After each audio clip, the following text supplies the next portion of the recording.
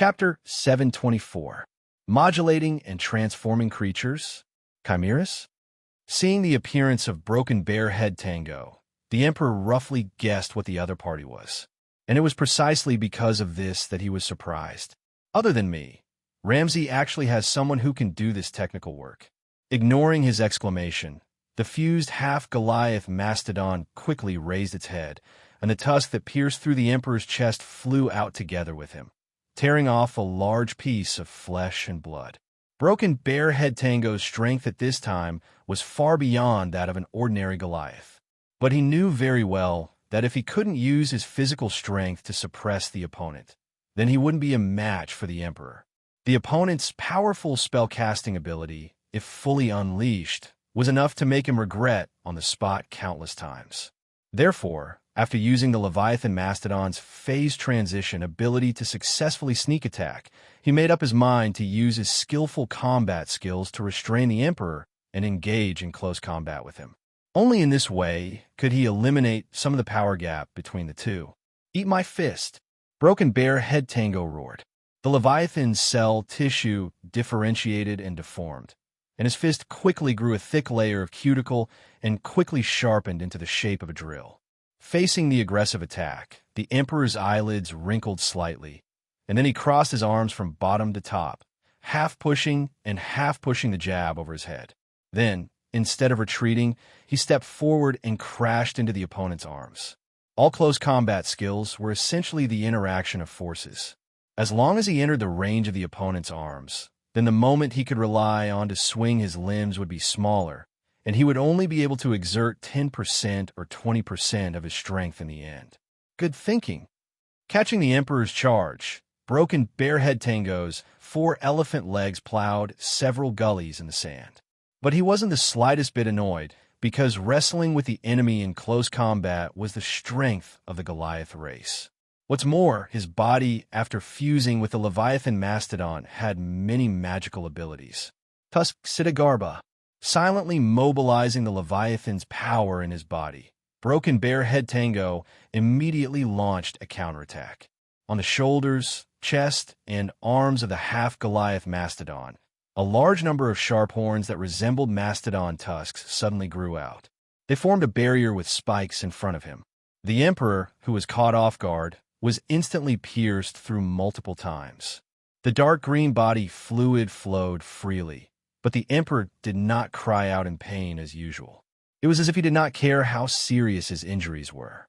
"Interesting. It's a pity that you're not strong enough." With a flip of his hands, he gripped Shattered Bear Head Tango's shoulder tightly. Life-soul absorption. The Emperor cracked open his mouth, revealing an exceptionally ferocious smile. The half-Goliath Mastodon's body suddenly trembled, and its knees went soft. Fortunately, it did not directly kneel on the ground. Vigorous life force, how tenacious. Feeling the power transmitted from his palm to his body, the Emperor praised in his heart. But that was all. In just a few moments, this powerful chimera before him would be reduced to ashes like most of the enemies he had faced before, dissipating into nothingness. However, he did not expect that there would be someone in this arena who had the ability to launch an attack on him. If it's all you've got, then death will surely befall you. Along with a soft murmur, a sharp pain suddenly appeared on the Emperor's neck. His evil technique that was draining souls and life force was interrupted. Like a real assassin, Keys quietly appeared behind the Emperor. He jumped out of the shadows, holding 2 obsidian daggers in his hands.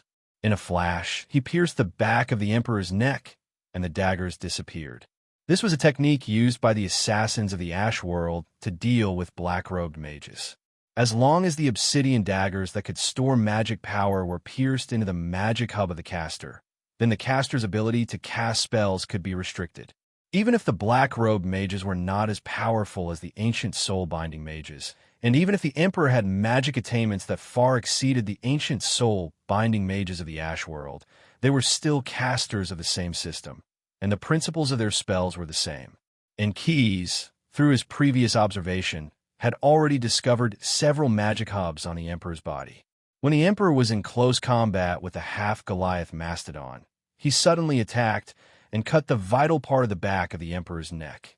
In order to ensure that the obsidian daggers would not be pulled out, Keyes not only used a little more strength to ensure that the daggers sank into the emperor's flesh. Before he retreated, he took out a small hammer and smashed it on the wound. Sensing its master's intention, the Dragonhead Warhammer immediately mobilized the power of the mice energy nucleus and considerately cast 3 types of buff spells that would not trigger any defensive spells: efficient healing, steel skin, and force field shield, sealing the 2 daggers from the inside out. If the Emperor did not directly break his neck in half, then he would have to obediently use counterspells to remove the 3 layers of protection layer by layer, and then he could take out the obsidian daggers. And no matter what he did, it would take up most of his energy, and Keyes could now attack him. "You're looking for your own death."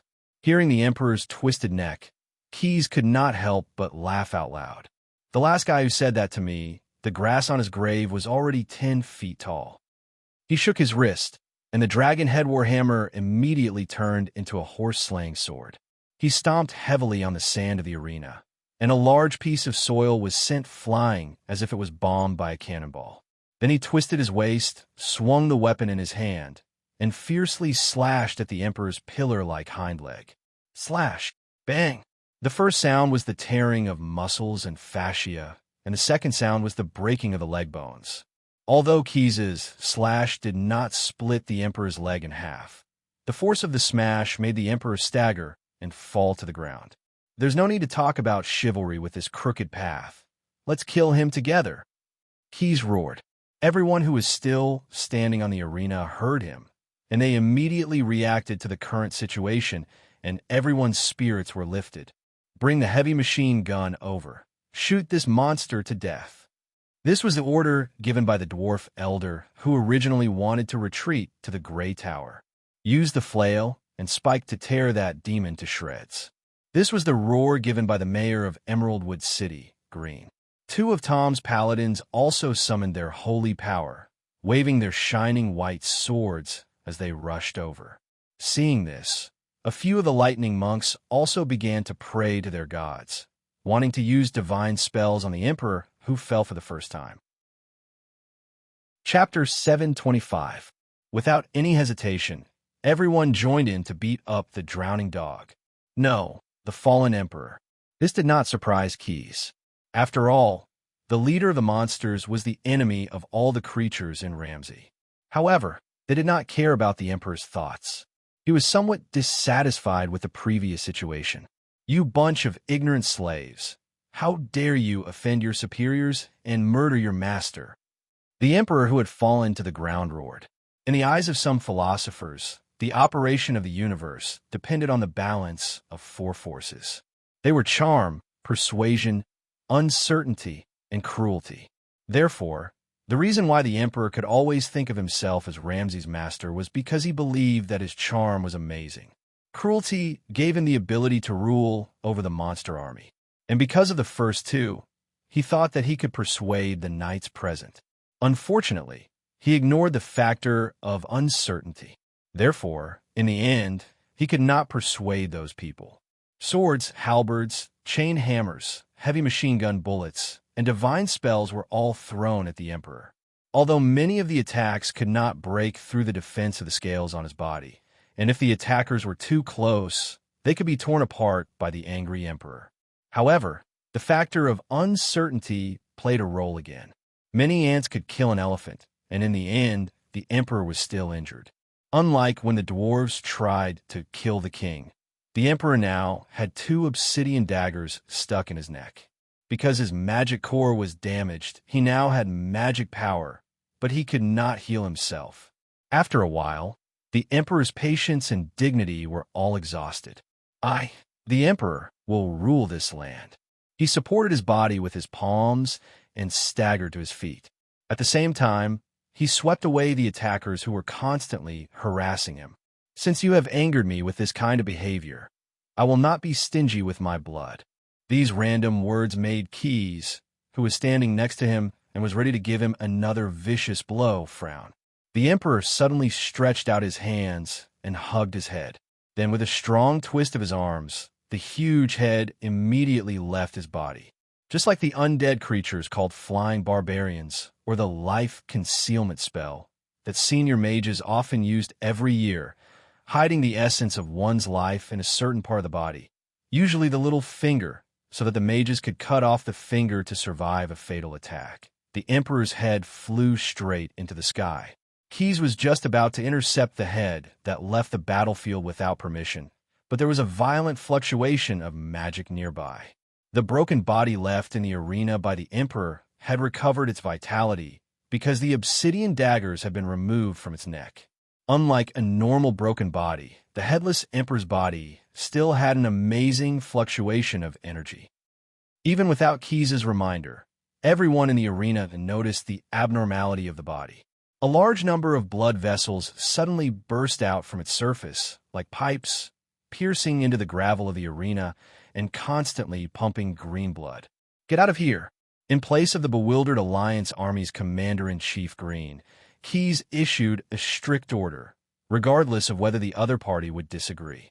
"Tell the citizens of Emeraldwood City, if they want to live, don't take anything and quickly withdraw to the foot of the mountain."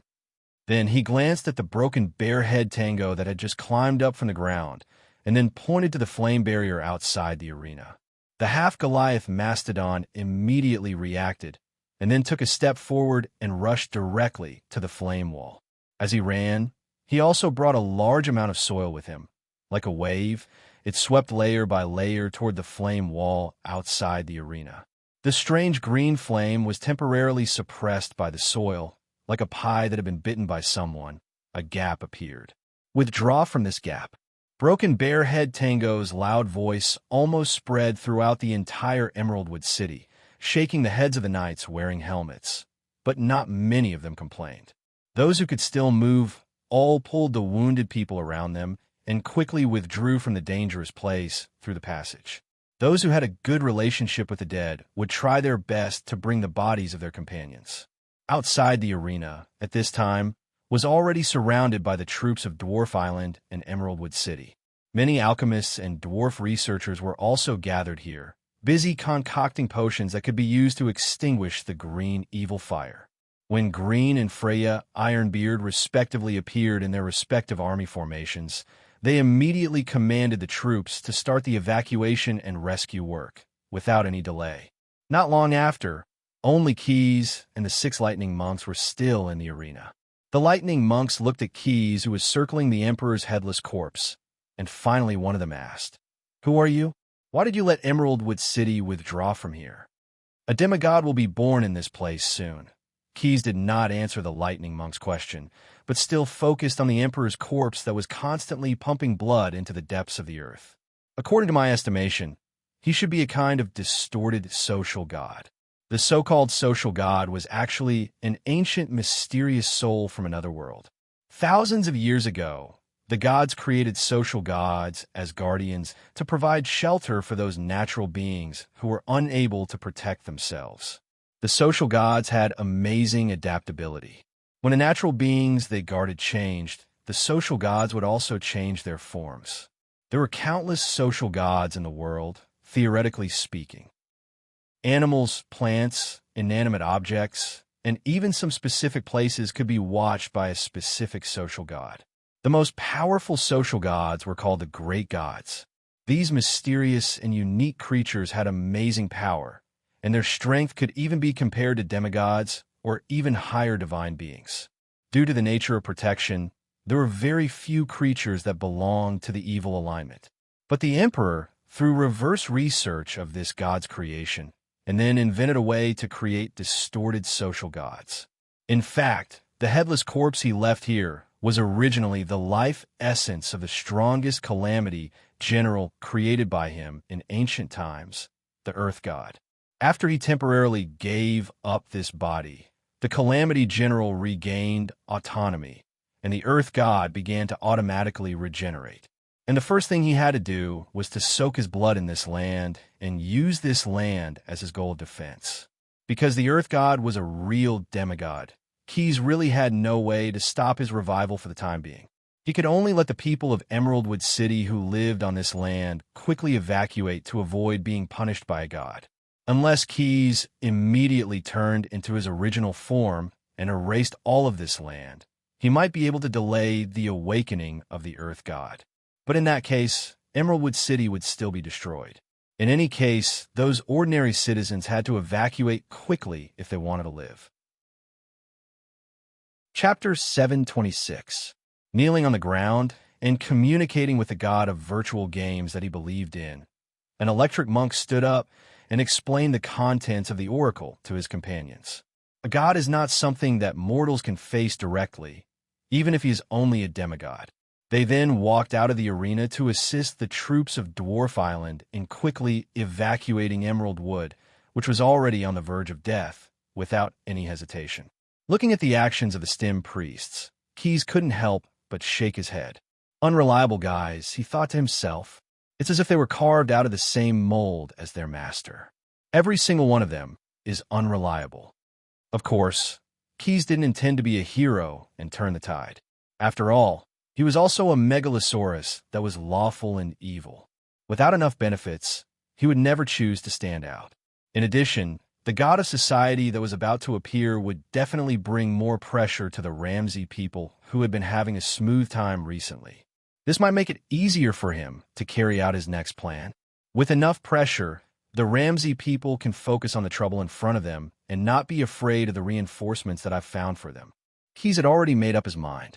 Once the Emperor and the dwarves brought enough pressure to the Ramsey people, he would use the bandits that the Scale of Perpetual Order had recently captured as raw materials to open and stabilize the next portal to the island world.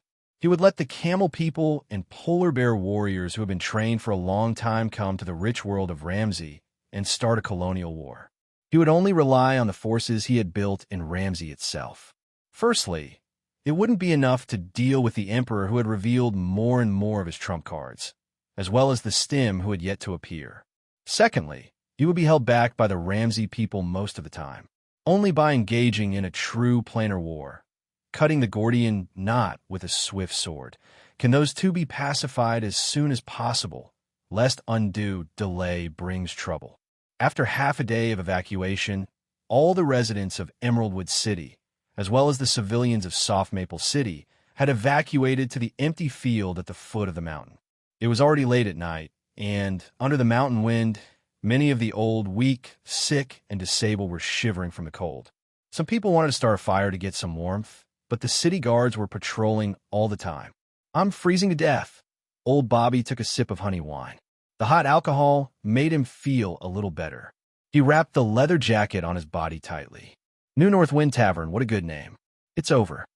There were quite a few people who were just as melancholy as he was, because they would be mercilessly taken away by the guards if they cried out loud. There were only soft sobbing sounds that rose and fell one after another. Bring out a few 100 pounds of dry food and dried meat from the milk house. Give half of it to the citizens, including those from Soft Maple City. Let the knights guard the remaining half with their swords. Lying on a soft cushion, even though he felt sore all over his body, he still insisted on dealing with it and issued some orders that must be carried out. Don't bother about those midgets. They have plenty of canned herring. As he spoke, Glenn picked up a few unopened tin cans on the low table beside him and threw them into the corner of the tent.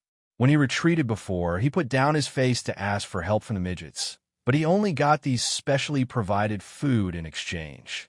Not only was the amount pitifully little, but the smell was simply like rotten eggs that had been sealed for hundreds of years. It was unbearable. Just after he vented his anger, he narrowed his eyes and rested for a moment. An attendant hurriedly opened the tent curtain in a hurry. He rushed in and reported loudly, "Sir, Mr. Keys has come out of the city. Let him come quickly." Glenn sat up straight from the cushion and immediately said loudly, "Let the chef bring bacon, wine, and bread. Although the conditions are limited, we can't neglect our friends." Not long after, the travel-worn Keys walked into Glenn's tent. He smelled a special smell when he walked in. Thanks to the excellent sense of smell of the Megalosaurus race, he immediately found the source of the smell. Canned herring. Walking to the corner of the tent, he saw a few tin cans covered by grass and wood ashes. He bent down and picked them up. He carefully looked at the inscription on them, produced by the Third Ocean Food Factory on Dwarf Island. Quickly help Mr. Keys throw away those dirty things. Glenn looked at Keys's actions with a shy expression on his face. He quickly ordered the attendant. However, Keys refused the attendants who wanted to take the cans from his hands. Instead, he put the cans into a leather bag that he carried with him. Now Emeraldwood City may be in some trouble. Presumably, you have learned the specific situation from the midgets, Stim's priests. Because he did not know how to address the lightning monks, Keys could only replace it with a certain statement. Emeraldwood City may be in the same situation as Soft Maple City. They both need to move to another place. It's best to move as soon as possible. Otherwise, if the terrible landlord god revives, the ordinary citizens will have absolutely no chance of survival. Hearing Keys's words, Glenn showed a bitter smile. I also know that what you said is correct, but at present, the number of civilians in Emeraldwood City, including the civilians of Soft Maple City who migrated here before, is close to 100,000 people. And a large number of them, because they retreated in a hurry, they did not bring much food and clothing, I'm afraid. Lack of food and clothing is not terrible, Keys interrupted Glenn's words. The scale of perpetual order can provide assistance in this regard. At least it can guarantee that 100,000 of you will need to eat for the next few days, although we can only provide canned food. While he was talking to the mayor of Emeraldwood City, a Leviathan airship suddenly came out of the clouds. The Leviathan warship that Keys originally brought had evolved into the appearance of an airship. Many Kobold pilots of the Dragonborn clan were constantly correcting the route at this time. They had to reach the exact location, judge the wind direction, and calculate the speed of the airship before they could put down the airdrops. During the previous battle in the Acid Fog Canyon, a large number of insect canned meat were produced in Traction City. They had been piled up in Keys' warehouse for a long time. When Quest was advising Glenn to evacuate from Emeraldwood City, he had already anticipated that the evacuation would be troublesome. Therefore, he specifically sent a message to Magic Advisor Snade to inform the Demolic to open a portal and transport the canned insect meat over. Chapter 727. The Leviathan airship stabilized a few hundred feet above the clouds. The sky was a cold, bright blue. The clouds in the middle of the night were no longer as unreachable as during the day, nor were they as sticky and cold as in the evening. Instead, they were like a white wool carpet spreading out in all directions. The peaks of the mountains were like isolated islands in the sea of clouds. Look at the predictor in front of you. The one in charge of the airdrop was Shay, a survivor of the Wonder Craftsman clan. Because this was a job that required mathematics and manipulation skills, it had to be led by an engineering expert before the Dragonborn clan Kobold pilots could successfully complete it. 40 kobolds were divided into 2 rows and lined up on both sides of the lower cabin. In front of them were large crates wrapped in tentacles that grew out of the Leviathan's body. On top of each crate was something that looked like a crock, and there was a fuse outside. The so-called predictor was actually a special organ that was separated from the Leviathan. Its appearance was like a full-covered diving goggle connected to a rope. The kobold pilots could wear it on their faces, and the outside of the airship could clearly appear in front of their eyes. When the beacon is launched, a bull SI and a white that will appear on your predictor. Shay described the operation process in concise words. The white that represents the airdrop in front of you, and what you have to do is to hold them in front of you and adjust slightly to ensure that the white dot in the predictor could be circled into the bull's eye, and then ignite the fuse. Do you understand? Shay asked again. After receiving a loud and neat affirmative response, he nodded. The Leviathan airship is hovering.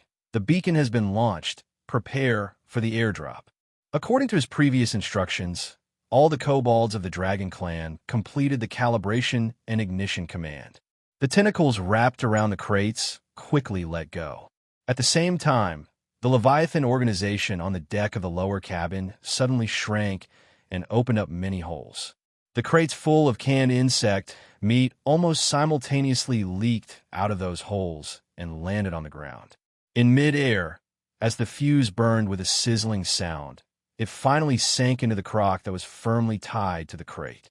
40 slight explosions sounded in a row, the sealed oil mud collapsed, and 40 small gas elementals floated out of the crock.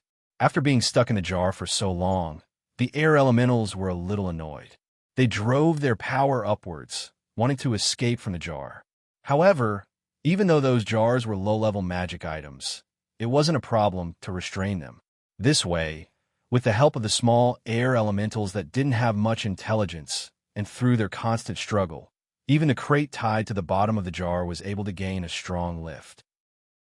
The originally free-falling object was first slowed down and then fell at a constant speed. As they got closer and closer to the ground and further away from the sky, the strength of the air elementals also became weaker and weaker. Finally, all of the small air elementals ran out of strength and were once again captured by the binding array in the jar. Plug those jars with clay. Standing in the middle of the forest, Key said to some of the Emerald Wood City defenders dispatched by Green. They had all witnessed the slatted chest falling from the sky, and they were also carrying 1 or 2 pieces of soft mud that had just been dug out from the riverbank. Upon hearing Keyes' order, they immediately carried it out. Some of the braver ones even sneaked a peek at the contents of the jars. However, these ordinary people could only see the silhouettes of the air elementals and could only hear the buzzing sound. These jars were not disposable items. After the guards pasted mud on the jars, they were all collected by the desert elf Brock on a mule cart, neatly stacked, and then pulled away. The rest of the guards started to deal with crates. The Leviathan airship dropped 40 slatted chests in one airdrop. These crates were unusual. Each of them was comparable in size to a civilian house, and they were filled with canned insect meat. Straw was stuffed between the gaps of the canned food. The soldiers of Emerald Wood City spent a lot of effort, and in the end, they even used axes and halberds to split the nails on the crates. Then, they transported the canned food to the mule carts that had already been parked there. The soldiers that were able to form 2 phalanxes took nearly an hourglass to complete the loading and unloading work. Originally, they had prepared 60 mule carts, but in the end, they found that it was not enough. They had to send people to the supply camp to bring 20 more carts. Keyes, in the name of the scale of perpetual order, provided more than 30 tons of canned insect meat to Emerald Wood City at one time. Of course, he kept the raw materials of the canned food a secret. He did not mention the acid mistworm, but only said that it was white meat that was pickled with some kind of sea fish.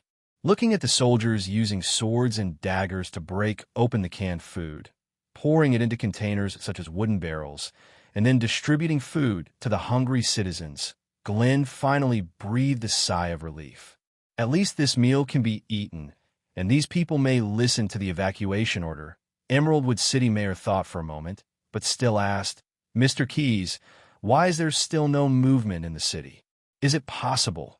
As if to deliberately extinguish the hope in his heart, the earth suddenly began to tremble, and the gravel on the ground began to tap dance. In the distance, the mountain ridge where Emerald Wood City was located suddenly issued a thunder-like sound.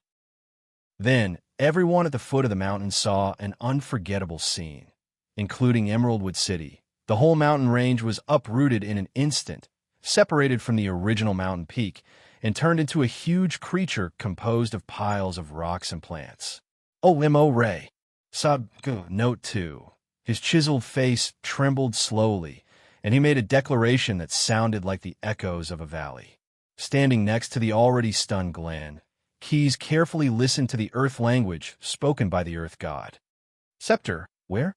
At the same time, he also explained to Glenn what the earth god said, but the other side did not pay attention to his translation. The earth god stamped his feet, and the earth within a radius of more than 10 miles shook even more violently.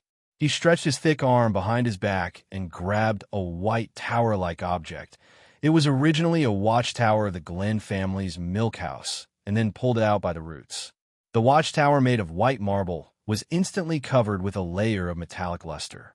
La Ken, Psycho. Propping his newly crafted scepter on the ground, as if it was a crutch, the landlord god glanced at the distant townsfolk who were hiding in the open field at the foot of the mountain and were now trembling in fear. Then, he actually turned around and left. The island sank. Silently interpreting the earth language, Keyes turned his head to look at the dwarfs dozens of miles away. Presumably, those guys should also have seen the scene of the earth god's resurrection. And if they understood his words, their faces would be ashen. Chapter 728. Tonight, the moon was full and bright, hanging high in the clear night sky dotted with stars. Under the gentle moonlight, emerald wood peaks stretched out toward the sky. During the day, the sunlight would illuminate the granite peaks purplish red and rusty color. However, under the moonlight, they all transformed into tall and proud ghosts, appearing lonely and cold. The north of the mountain range was surrounded by forests. Giant oak and linden trees covered the sky, extending from the foot of the mountain to the seaside. Dozens of miles to the east was a somewhat desolate black swamp, but only looked that way. Although it was a land full of mud, river bends, and stagnant water, there were also hills and fertile soil suitable for farming. Black Willow City was located there.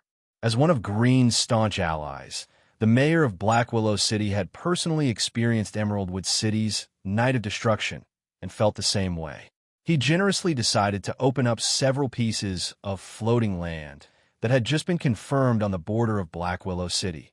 This was another name for some land in the swamp, where construction or planting could be carried out and where it was more suitable for human habitation, to accommodate the Green family that had temporarily migrated from Emeraldwood City, as well as the city's civilians that had followed Green and his subordinates in exile. Since the crisis had passed half a month ago, apart from a few Green family fiefs and Emeraldwood City satellite towns, there were not many inhabited villages left in the vicinity of the ruins of Emeraldwood City. Following the migration of the city's residents, many small settlements were abandoned. The people living in those places fully displayed the wisdom of the common people and followed their lords as they migrated. The present Emeraldwood Peak, because of the powerful awakening of the god of earth, had a large chunk of the fortress-like solid rock body along with Emeraldwood City on top had been directly cleaved off, leaving only a circular valley. Surrounding this huge bowl-shaped pit was a series of steep, dome-shaped hills. Coupled with the surrounding towering mountain range, it appeared particularly abrupt. In a short period of more than half a month, the trees certainly did not have enough time to grow. The land in the middle of this ring of hills was barren. Only some weeds and knotted vines could be seen. In the center of the ring of hills, there was a protruding rock hill bare like a dwarf's head. The hill rose abruptly and formed a gentle slope at the highest point. It had looked like the head of a humanoid creature. Before the civilians of Emeraldwood City evacuated, many people had noticed this, but no one had mentioned it to the owner of this place. They were either not brave enough, not strong enough, or not rash enough. On the flat top of the rocky hill, there was a tower that seemed to be made out of mortar. It was tall and majestic, and it easily crossed the surrounding hills.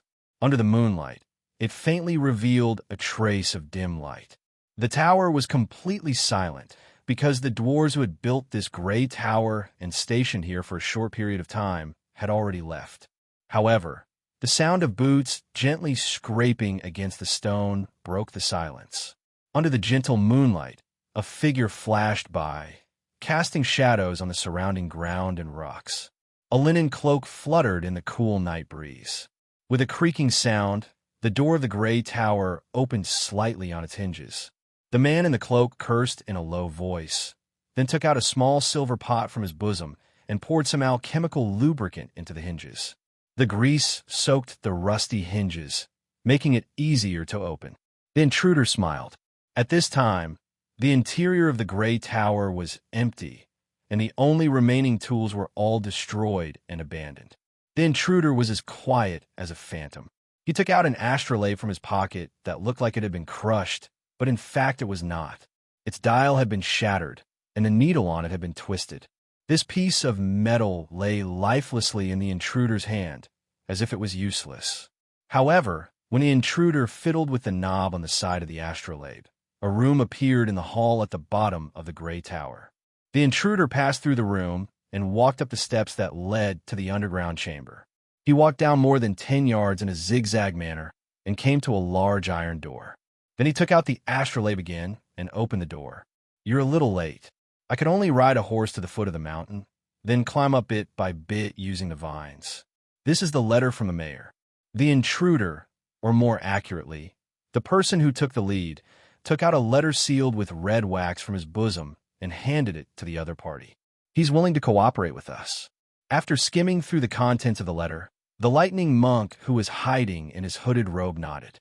Then he said to the mercenary leader who came to deliver the letter, "And you're his agent, as always." As he spoke, a bolt of lightning suddenly shot out from the lightning monk's fingertips. Caught off guard, the mercenary leader was hit and fell to the ground.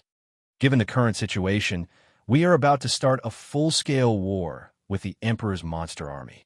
So His Holiness Stim has decided to spread the faith among the Ramsey humans in order to get more qualified warriors and magic spellcasters.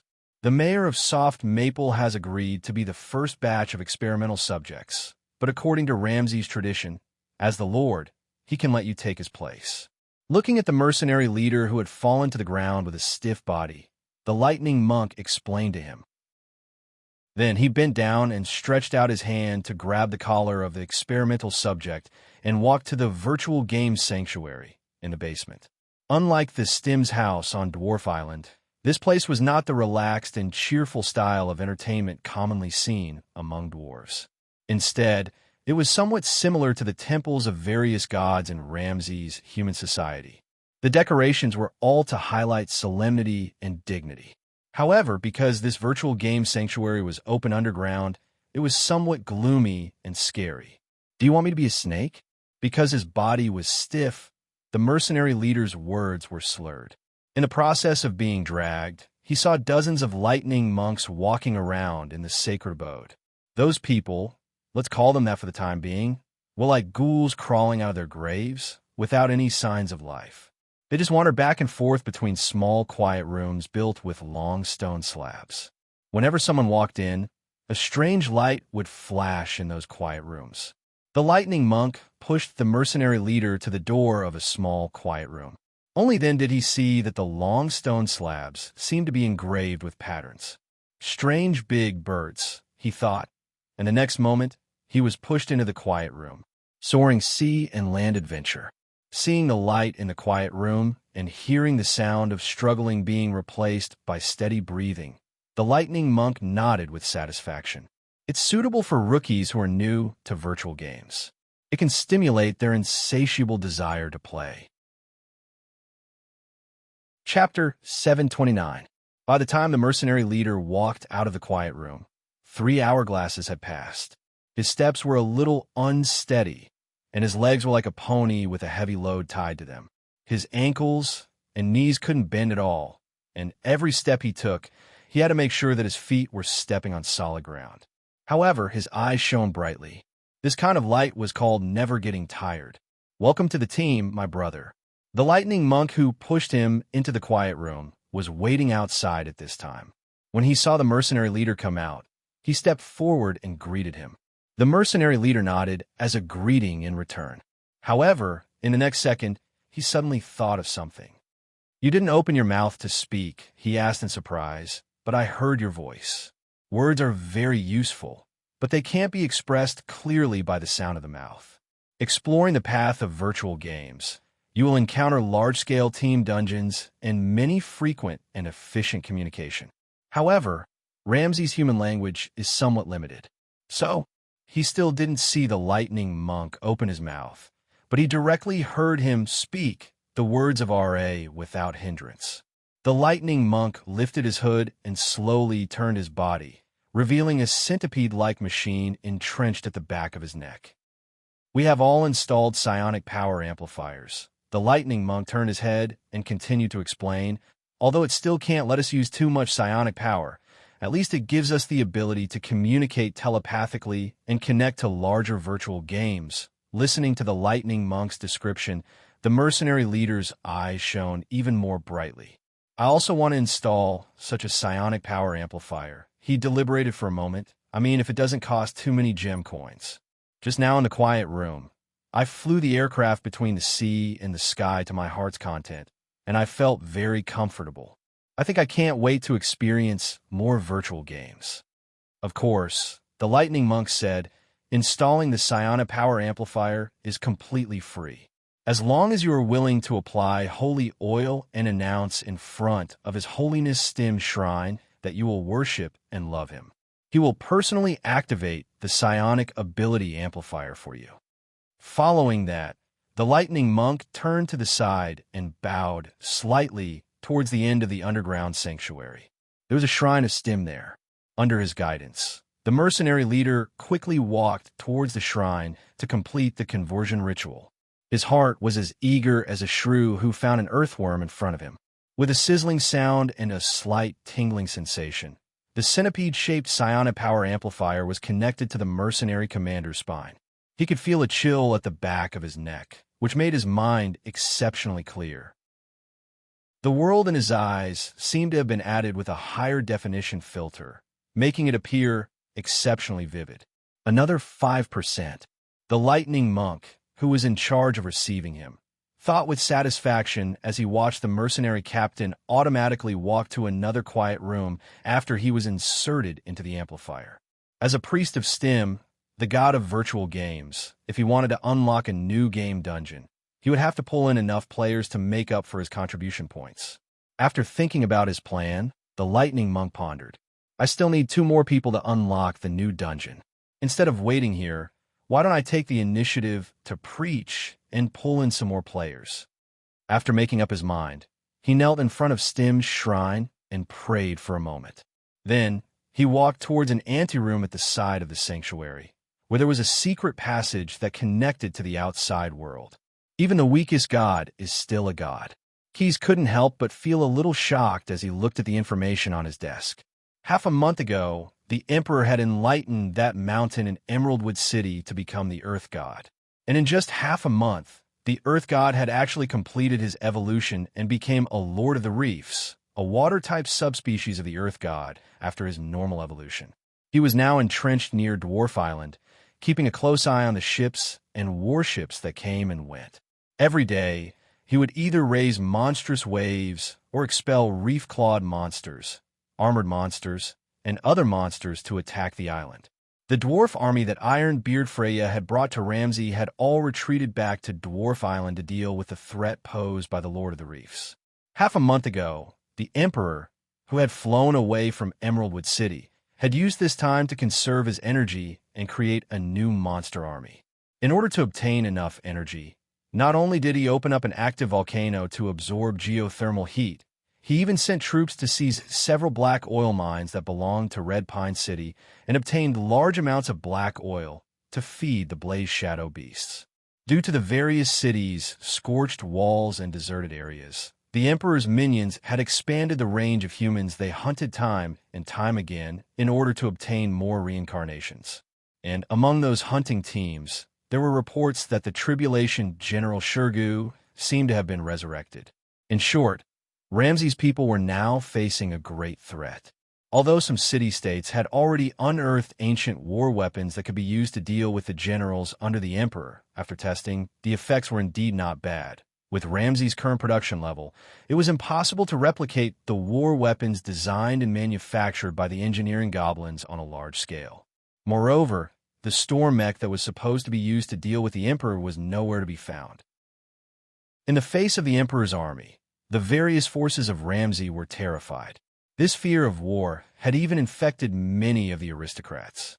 Many of the wealthy families under the jurisdiction of the Alliance of 5 cities, Emeraldwood, Red Pine, Black Willow, Blue Maple, and Soft Maple, were now packing their belongings and preparing to migrate to cities further south, even if it meant giving up some of their family's property. What's the situation at the Grey Tower?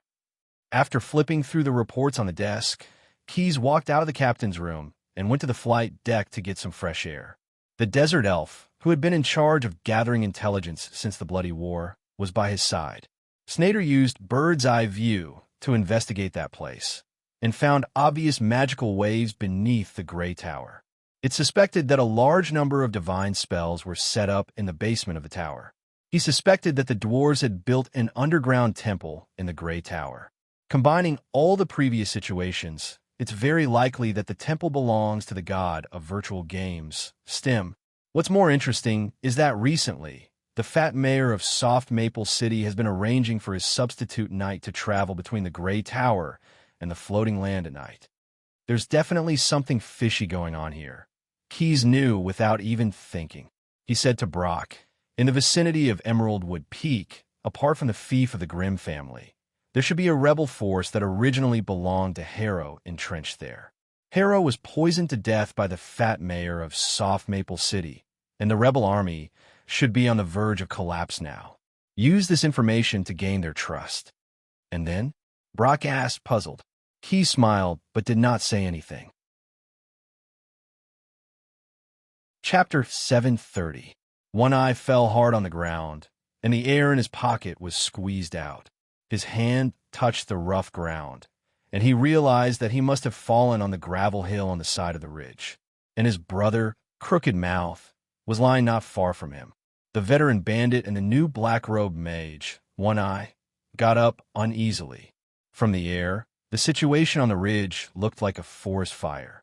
However, from the ground, it looked like the gate of hell had opened. At this moment, the carriages were almost completely engulfed by the flames, and the goods inside were scattered and burned on the ridge.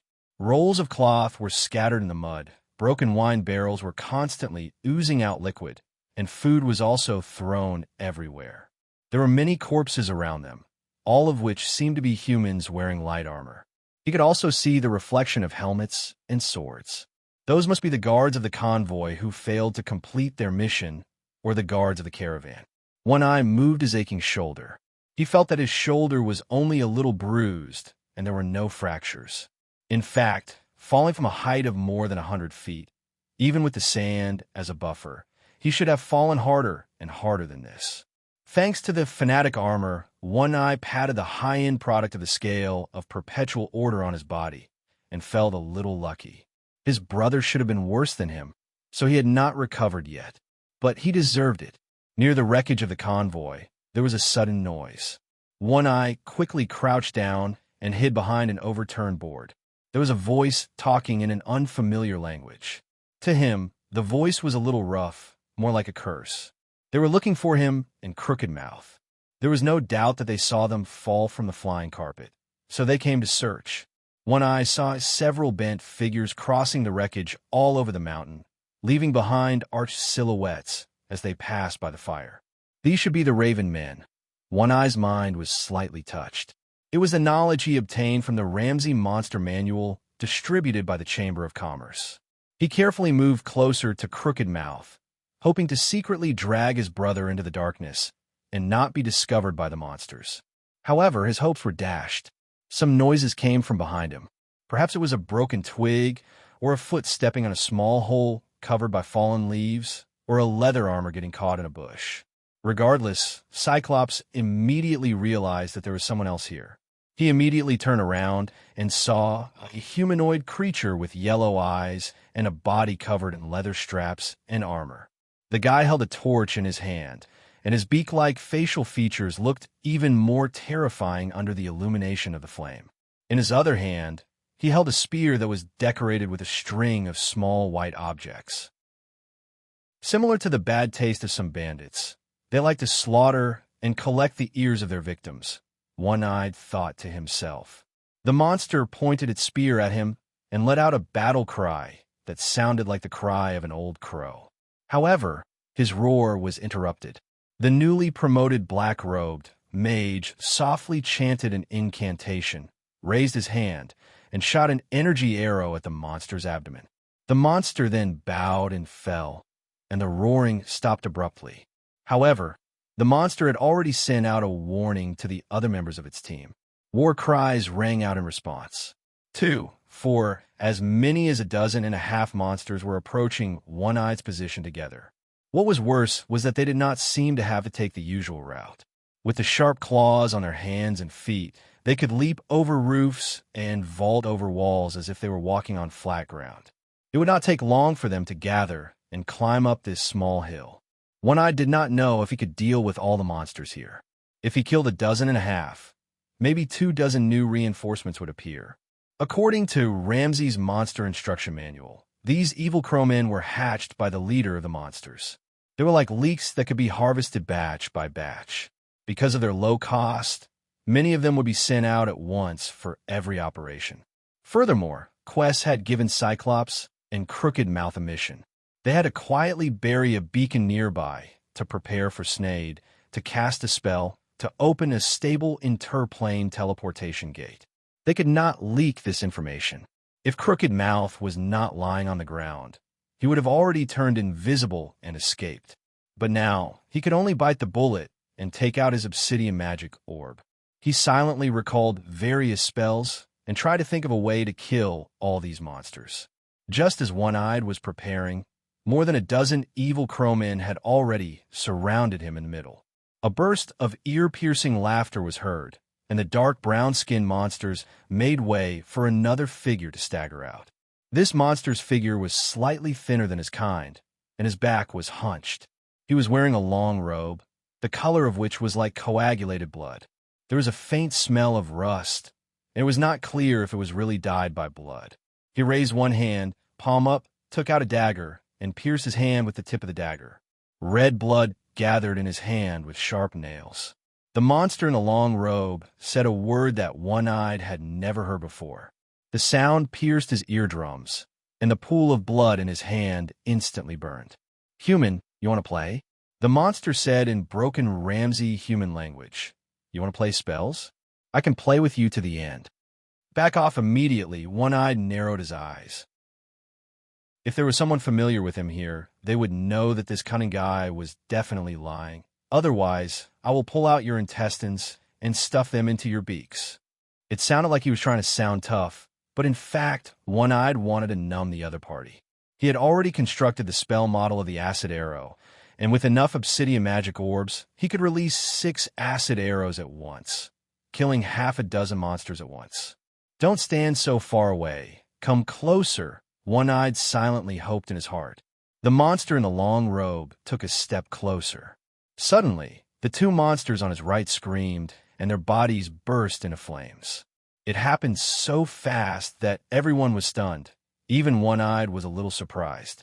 Holding the burning blood, the Raven Man shaman cast a Dispel Fire spell on his 2 burning companions. He wanted to expel the fire elements from their bodies. However, at the same time, the other 2 monsters also burst into flames like withered branches. Crooked Mouth stood there, where the monsters were originally.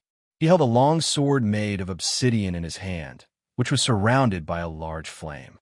He looked a little embarrassed now, but he was calm and composed. Crooked Mouth smiled at the shaman and said, "My brother said that if you don't back off, you will die. You should listen to his orders." Damn it! The shaman's cursing was interrupted. There was a big hole in his chest, and around the wound, there was a sizzling sound of flesh and blood being corroded by strong acid. The one-eyed man's voice came from behind him. "You should also listen to me. Yesterday, I told you not to chat with the ladies on the street all night. Today, you won't fall off the flying carpet because you dozed off." Crooked Mouth immediately begged for mercy. Chapter 731.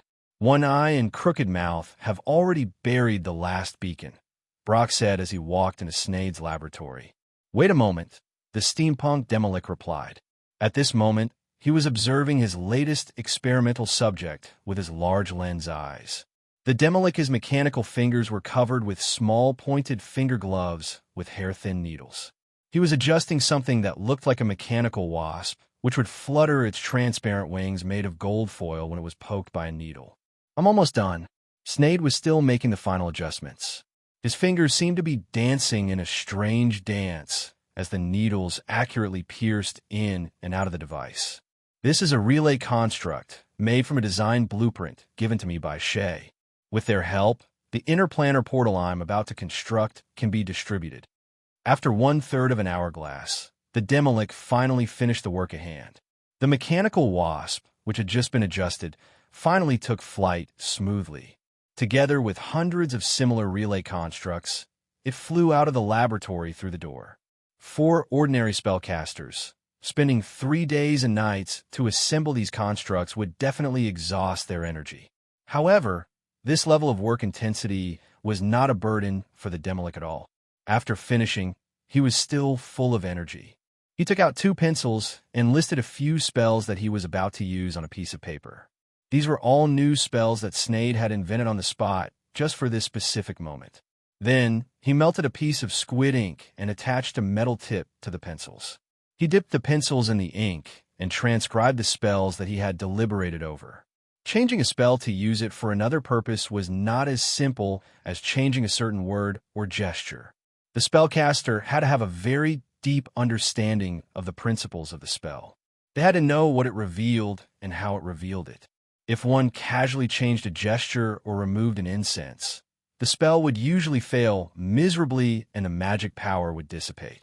However, generally speaking, the failure of the spell would not cause any serious consequences other than making the spellcaster feel frustrated.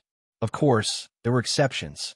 Sometimes, a failed spell would fail in a very exaggerated way. This meant that although the result of the spell was not what the spellcaster wanted, the spell had indeed produced an effect, and it was even very close to the final result.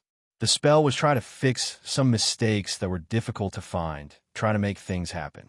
Therefore, the more accomplished a master was in the field of arcane magic, the more he would think twice before trying a new spell. This was because if those half-baked mages failed, they would at most blow up their palms and destroy their brains. However, if there was a problem with their spell, they could destroy a city, a country, or even worse. "There should be no problem," he said to Brock, who was waiting at the side. Because the desert elf was also a sound warlock, he understood how complicated the preparations were before a mage could cast a spell. Thus, he was not impatient and appeared to be very patient. Sneyd took the paper in his hand and silently memorized the modified spell on it. This spell not only retained the basic framework of the interplanar portal, but also added a sub-factor to it, allowing it to open a portal to another world near the controlled repeater structure. This ensured that the portals in the island worlds would not interfere with each other. Due to the powerful logistical ability of the scale of perpetual order, although Sneyd's laboratory was built in a relatively barren area, he had a very complete set of spellcasting materials in his storage room, including a whole cabinet of spices and herbs for spellcasting, as well as all kinds of precious gems. The Demolic picked out an amethyst and drew the outline of a magic array on the experiment table. Then, he filled it with charging powder crystals and then used a rune pen that could pull out metal threads to draw runes one by one. The spell took shape in his mind, turning into a warm ball of energy. He could feel it condensing in his body, and the surface of the ball was rippling with multicolored waves. This was the core of the spell. The spellcaster would usually quickly release it and let it change reality to what he wanted. However, Sneyd did not do that. He added the attributes he wanted to the spell core and let it find the location pointed out by the beacons and repeaters. In response, the buzzing sound emitted by the ball suddenly became louder, waiting for him to release and command. "Open the door," the Demolic said. "Open the gate that connects the island world and Ramsey." With a sound like an eggshell breaking, the spell core was released from his body and penetrated into the real world, beginning to carry out the spellcaster's orders. A gust of air surged. Sneyd stared at the magic array on the experiment table, and all the runes shone. Several repeater structures transmitted magic waves one after another, and the portal to another world was successfully opened. Several repeater structures opened the gate, and on the other side was a vast white world.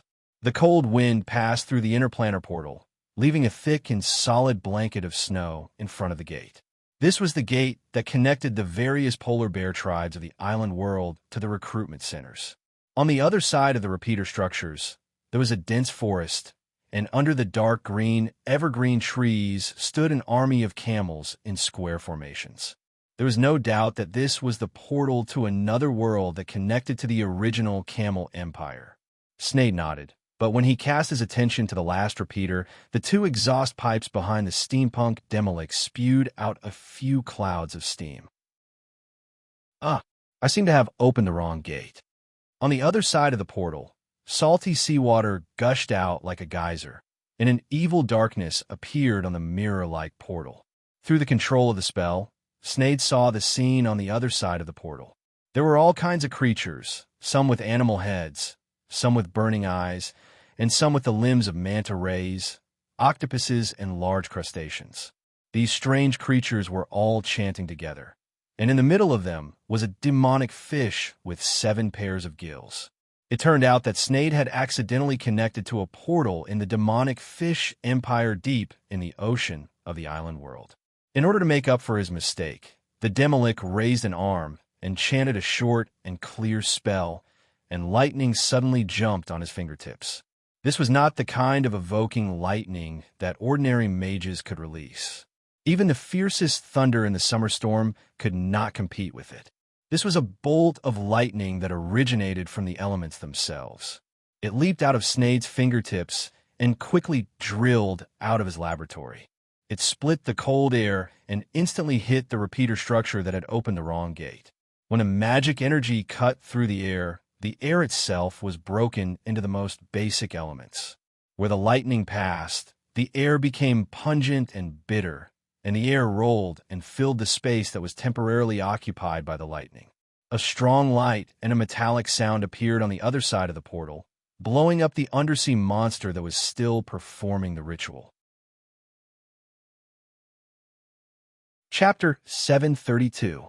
The lightning struck Topulo, a demonic fish celebrating his 30,000th birthday, a member of the Seven Gills Council, the legal ruler of the Ocean of Wrath, and the protector of the old residents of the sea and the demonic fish monsters, and he was sent flying, leaving behind a white line in the sea like a hot coal. All the monsters present widened their eyes, if any, and looked at their master who had been struck by lightning in horror. The shock made them shrink back together, but that only lasted for a moment. The tallest among them, the devil fish, roared. Its voice sounded like a broken bell in a fish tank. Then, half of the monsters flopped in the sea and swam to the location of the portal. The other monsters with the innate spell-casting ability all took off their reef staffs and cast spells at the otherworld gate that had suddenly appeared. Topulo regained his composure. At first, he was frozen and did not move. When all the lightning in his body dissipated, he roared. His bare chest was covered with complicated scars. One of his eye sockets was empty and had lost his eyeballs, while the other was burning with anger. No matter who you are, I will imprison your soul in the depths of the sea abyss for 10,000 years. For long tentacles kept wriggling from both sides of the 3-eyed monster fish. His green body was covered with transparent mucus, shining brightly. A large number of bubbles wrapped in magic runes, like bees returning to their hive, rushed to the otherworld gate not far away. There seems to be a problem. The gate can't be closed, said Sneyd, who was standing in the laboratory. His emotions did not fluctuate at all. Keyes had also come here because he had noticed the abnormality here. Through a remote viewing spell, he saw that the underwater monsters living in the island world were pouring into the Ramsey Plain. Switch the position of the gate and cause trouble for the Emperor's army. They have been living too smoothly recently, so I can spare some time to settle my soldiers. Hearing this suggestion, Sneyd, who was as black-hearted as his employer, nodded. He raised his palm and swiped it toward the sky. Half of the monsters near the portal turned into glass and were knocked down from the sky together with the rest of the monsters. The monsters that had turned into glass fell to the ground and shattered into dust. The ones that were still alive crashed heavily onto the ground. Less than 10 of them could stand up. Sneyd clenched his left fist and knocked on his right palm. 2 of the monsters immediately began to melt. Their flesh and blood peeled off from their bones. They screamed and fell to the ground, until the melting flesh and blood blocked their rotting throats. 6 left. Sneyd stretched out his hands, and the limbs of those monsters were pulled off from their torsos by invisible hands. Then an explosion occurred. They didn't even have the chance to scream before they turned into swarms of mosquitoes, flies, and wasps flying into the forest. First, we have to deal with those who saw the original location, the Demolic explained to Keyes, and then focused on modifying the runes on the magic array. He gently plucked out a rune, and then used a rune pen to repair it. Finally, he placed it back into the magic array. The position adjustment is complete. In this way, a portal that shouldn't have appeared in the wrong place at the wrong time. In the end, a result that was very right for Keys was achieved. The Emperor was a hidden danger in the world of Ramsey, and the demonic fish was a hidden danger in the world of islands that he controlled. It's best if they die together, Keys thought to himself. But it seems that something is missing. I have to create more conflict for them. That way, the fight will be more exciting.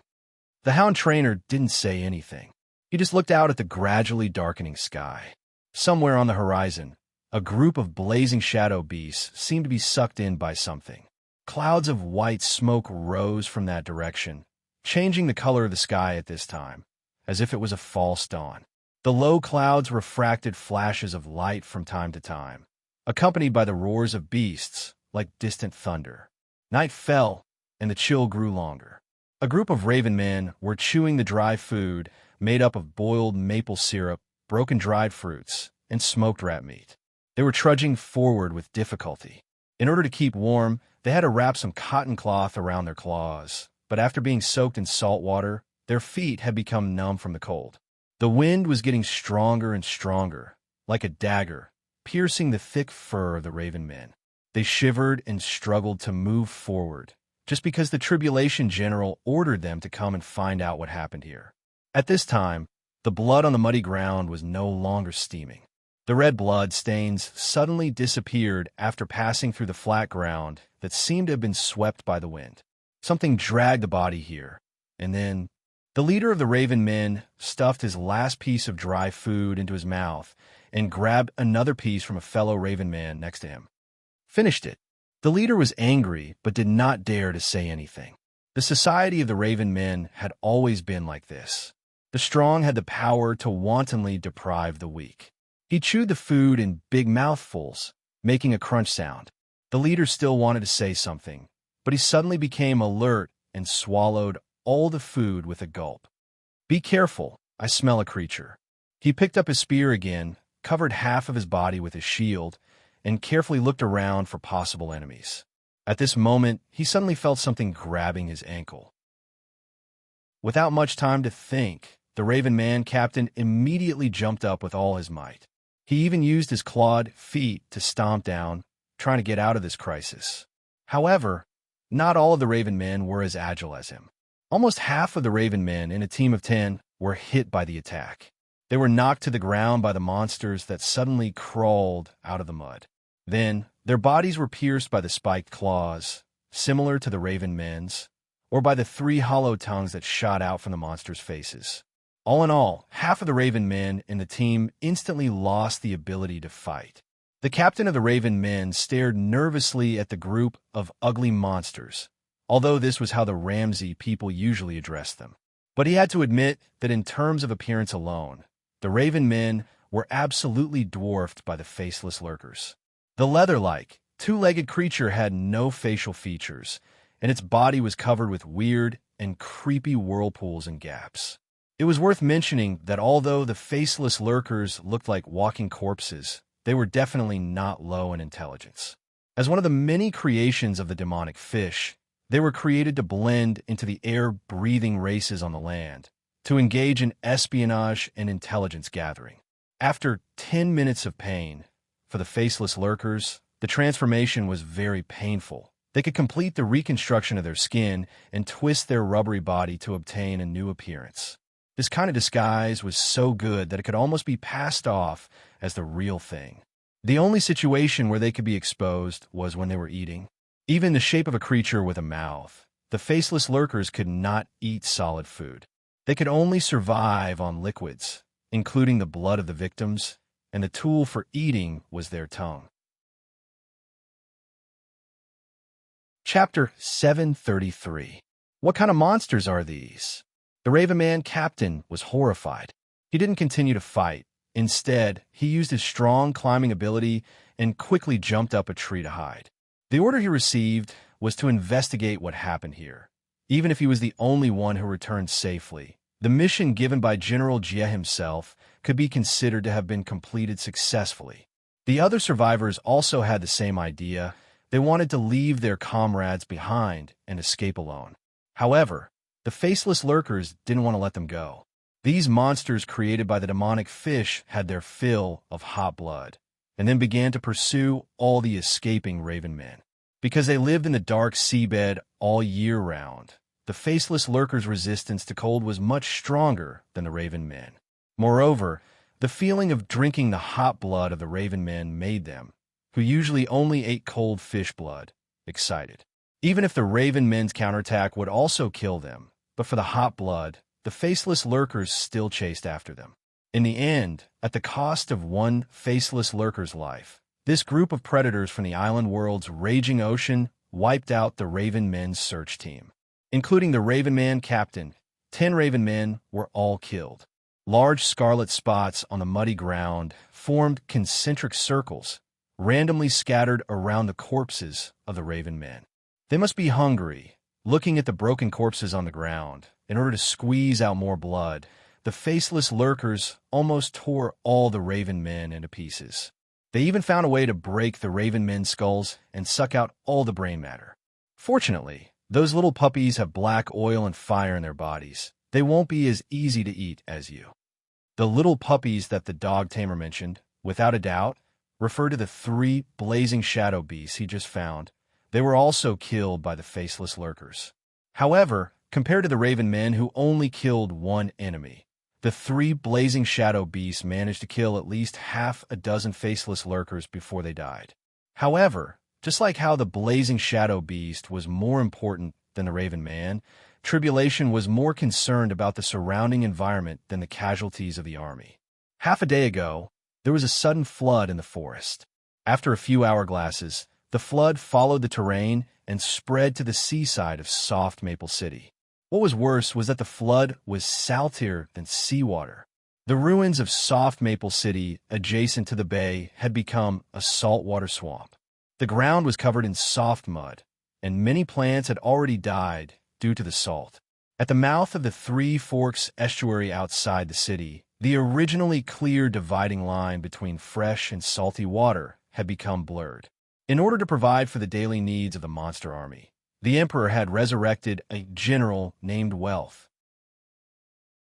With the help of the production materials found in the ruins of Soft Maple City, Kaiton Tian had built several bases specifically to provide daily supplies for the monster army.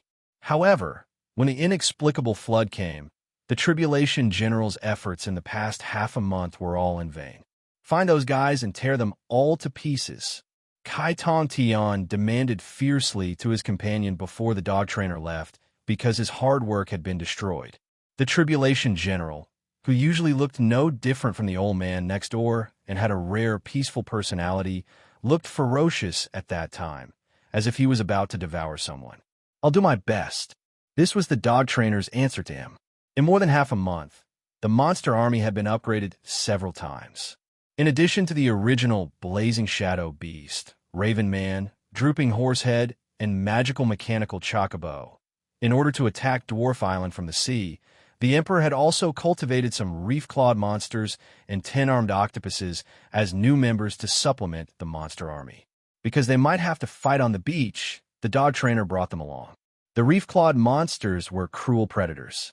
They looked like a combination of eels and lobsters, and had blood-red spines on their backs. They had higher intelligence than animals, but mainly relied on strength and instinct to survive. They hunted fish, crabs, dolphins, and even land animals that strayed into the water. Usually, an adult reef-clawed monster could grow to more than 3 feet and weigh about 70 pounds.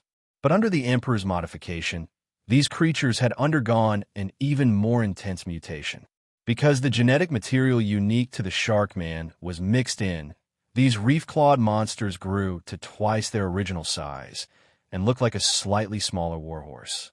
2 pairs of powerful, fin-like feet grew from their abdomens, which were suitable for moving quickly on the beach for future landings. As for the 10-armed octopus, as its name suggested, this swollen octopus monster had 10 wriggling tentacles and a sickly, deformed face. On their ball-like body, there was a pair of milky white eyes. As a rather intelligent creature, the 10-armed octopus was born with the ability to speak devil tongue. They were good at using their ability to create magical illusions, and when they heard the conversation of other creatures, they could easily imitate the voices to lure them into the trap. Most of the 10-armed octopuses had disgusting olive skin with messy, tangled hairs. Their face was usually dark blue or dark purple, and their tentacles were usually dark red or orange. These tentacles were covered with small suction cups and barbs, making it easier for them to climb or grab their prey. The favorite food of the 10-armed octopus was humanoid creatures, especially dwarf meat.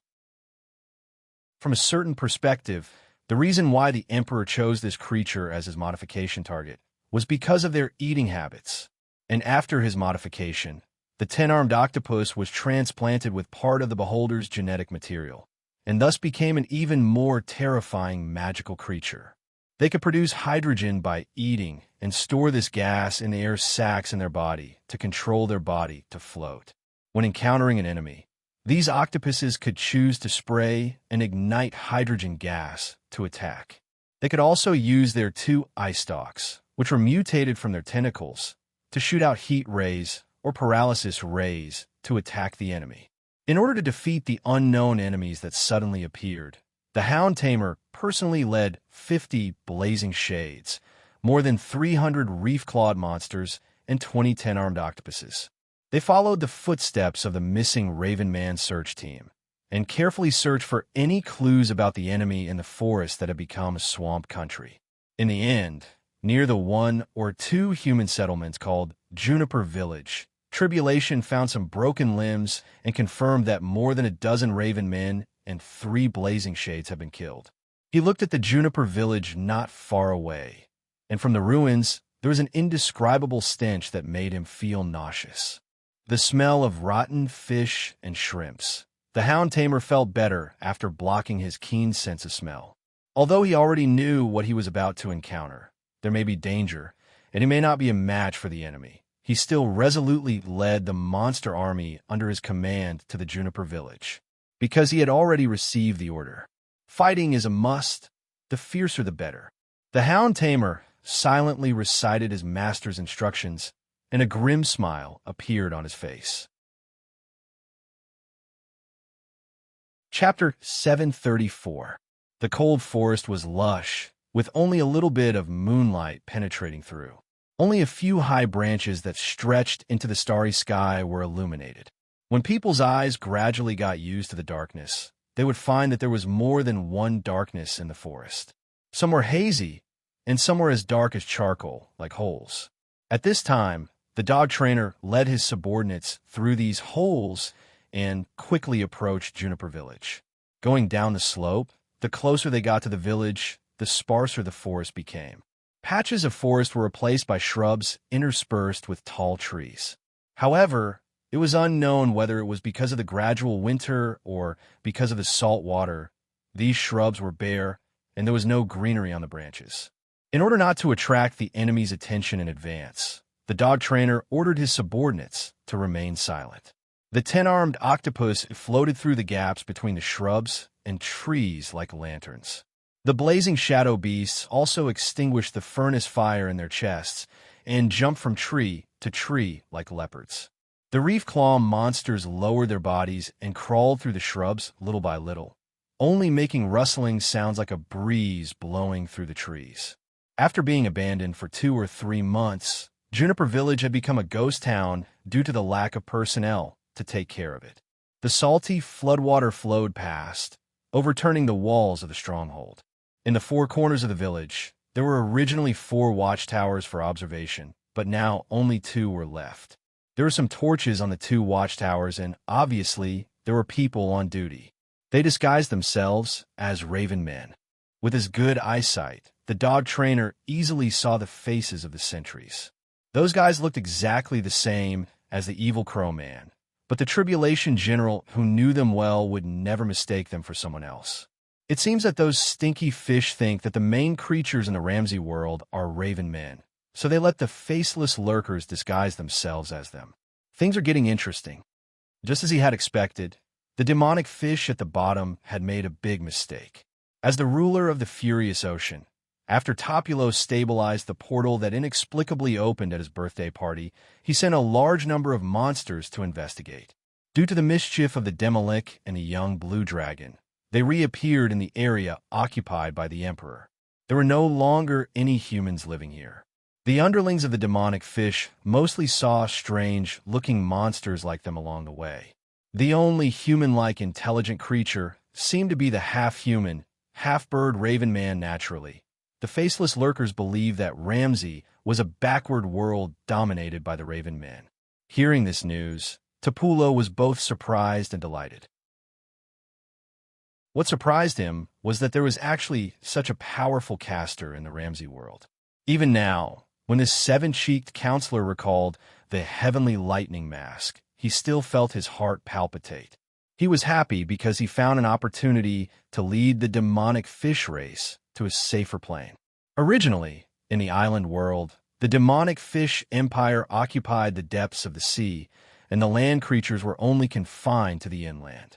However, some time ago, a force of unknown origin broke this balance. They actually led the land creatures to challenge the deep-sea empire. Every day, a large number of deep-sea bombs were thrown to the bottom of the sea to bombard the empire's buildings. If the demonic fish wanted to counterattack the land, they would encounter a powerful counterattack from an army that was dozens of times stronger than before. The long-term stable life made the nobles of the demonic fish lose the courage to fight. They were eager to find a more suitable plane for invasion and then migrate there. As a demonic fish that had lived for tens of thousands of years, Topulo had rich ecological knowledge. In his impression, if a certain plane was dominated by creatures like the Raven Men, then the civilization of that plane would not be of much use no matter how long it developed. Their foundation would most likely not be able to compete with the demonic fish empire that dwelled at the bottom of the plane. This is an opportunity for my race. Topulo held a seven-cheek council and stated his discovery to several other counselors, and he received the support of many of his kind. According to the preliminary investigation, the newly discovered plane has a perfect ecosystem, and the rivers, groundwater, and precipitation are abundant. From this, it can be seen that the ocean there is likely to be vast and rich. Topulo's words made all the seven-cheeked counselors a little moved. As a long-lived creature, in order to expand the size of the population, the demonic fish could only continue to expand to more planes. After tens of thousands of years of operation in the island world, they had reached the limit that the ocean of this world could bear. For more than 300 years, no new demonic fish had been born, and the unhatched fish eggs had piled up a trench. And now, an opportunity was in front of them. Even if they might encounter some risks rashly breaking into that world, all the demonic fish at the meeting all believed that it was reasonable to accompany opportunities and challenges. What's more, the land creatures of that world seemed so weak that they were even more vulnerable than the aborigines of the island world, polar bear people, walrus people, camel people, etc. The council agreed to send more troops to the furious ocean. You have to lead the servant army through that portal and set up an outpost camp first. Then Topulo, will personally go to the ocean of that world to establish a colonial kingdom. Returning to his territory, Topulo immediately gathered several of his generals and personally conveyed the resolution of the Seven-Cheeked Council. There was no objection at all. The few strange monster generals were life forms created by the demonic fish councilmen. They came to the world of Ramsey through the portal, and then set up an outpost camp in Juniper Village. In addition to the station monsters, there was also a warehouse in this camp dedicated to storing important materials. Topulo asked his subordinates to bring some of his fish eggs to Ramsey. After that, he would personally come here through the portal and preside over the hatching ceremony of these fish eggs. The hatched demonic fish larvae would follow Topulo down the river to the ocean of the Ramsey world. They would become the main force of the demonic fish to establish a colonial kingdom. Today was the day of Topulo's arrival, and all the monsters were in Juniper Village ready to welcome their master's arrival. However, just like being struck by lightning at a birthday celebration, there was always a sense of drama. The demonic fish counselor also encountered some uninvited guests at the ceremony of crossing the portal. Fet Ash, looking at the rippling portal, the hound tamer revealed himself from the shadows and roared. A blazing fireball instantly formed in front of him, and then quickly flew toward the portal. Chapter 735. As soon as he walked out of the portal, Topula was slapped in the face. Although the attack this time was only a fireball, and it didn't even break the mucus around him, it still happened in front of his many subordinates like the last time. Damn it! The 4 tentacles of the bottom-dwelling demonic fish waved quickly, roaring out a series of incantations in the language of its clan. Powerful spells responded to his summons and flew towards the invading enemy, one after another. The acid missiles, which were as thick as a person's wrist, shot towards the dog trainer and his troops like a torrential downpour. The monsters that had just come out of the shadows were beaten into scattered sand before they came into contact with the army of the demonic fish. They gathered in 2s and 3s. However, it was usually 2 or 3 blazing shade beasts, 1 or 2 10-armed octopuses, and more reef-claw monsters working together to form a small party. That way, the spellcasters, the coordinators, and the frontline warriors were the most effective in battle, and the least pressure was borne. Therefore, it naturally became a convention to face the army of monsters from the demonic fish. Unlike the monsters created by the Emperor, biochemical modulated beasts, most of the army of the demonic fish was made up of monsters. Among the biochemical modulated beasts, except for the Crow Man, who was given the ability to reproduce because they were left behind by the Emperor in ancient times, other types of biochemical modulated beasts usually didn't have the ability to reproduce. They couldn't be regarded as a natural creature. On the other hand, the monsters created by the demonic fish were the exact opposite. Although they were originally artificial creatures, most of them had the ability to reproduce on their own. In order to make it easier to control them, their demonic fish owners would sometimes perform family planning on them. In theory, these monsters had all integrated into the natural world and could become a link in the ecological chain and food chain. However, monsters and monsters still had some things in common. For example, most of them were impulsive, violent, and bloodthirsty. One side obeyed General Yu, and the other side obeyed the owner of the demonic fish. Between them, as soon as they encountered each other, they would crazily hate each other. The only thought left in their minds was how to tear each other apart quickly. Gulu gulu. The 2 fish demons communicated with each other in a strange tone, discussing how to get rid of the reef claw monster in front of them. Although they all held tridents in their hands, when faced with the large pincers that were like chainsaws, the slightest carelessness would cause them to be split in 2, and they would face a tragic and painful death. They had come here with dreams of a new world, and they did not want to die in such a cowardly manner. Ding! Ding! The 2 fish demons used their tridents to firmly lock the reef claw monster's 2 large claws. The 2 hunchbacked, green-skinned monsters used all their strength to twist the weapons in their hands. Their frog-like heads and fish-like mouths were constantly shaking, constantly urging the other party to bravely jump to the side of the reef claw monster and attack. However, before they could come to a conclusion, 2 heat rays shot through their heads with a whoosh. Finding an opportunity, the 10-armed octopus hiding behind the reef-clawed monster decisively launched a surprise attack, killing the 2 fish demons that were trying to shift the blame. Without the pincers, the reef-claw monster threw the 2 tridents away with its large pincers and then rushed towards the other enemies. This was just a small part of the battle. Most of the monsters and monsters fighting in the ruins of Juniper Village were in the same situation. Those monsters that belonged to the demonic fish clan did not have the momentum of the biochemical modulated beasts that did not care about life and death. Even if they had the advantage in numbers, they were still retreating and were not a match for the monster army. In fact, the fish demons were not bad. At least their tridents were able to cause damage to the reef claw monsters, and they even killed dozens of them in the end. But the performance of the faceless lurkers this time was lackluster. Because the monsters were not as easy to deal with as the crowmen, and they were not humanoid creatures, they had no other purpose other than to die. As expected, the dog tamer commented with a grin. These guys are a bunch of rotten fish and shrimps, just like their master. He mocked the army of demonic fish, then waved his whip towards the opponents that had gradually been defeated and gave a new order to the team that was beginning to gather. You guys clean up this camp. I will block the portal. As soon as he finished speaking, the Hound Tamer's figure suddenly changed. The upper body of this calamity general directly turned into the form of a burnt offering demon, while his lower body turned into a lava elemental. Flames crept under his body, and the surrounding mud was baked into hard stone slabs. White water vapor curled around his body, making him look hazy and indistinct. Hellfire Storm. The arm holding the whip spun rapidly, and flames spewed out like hailstones.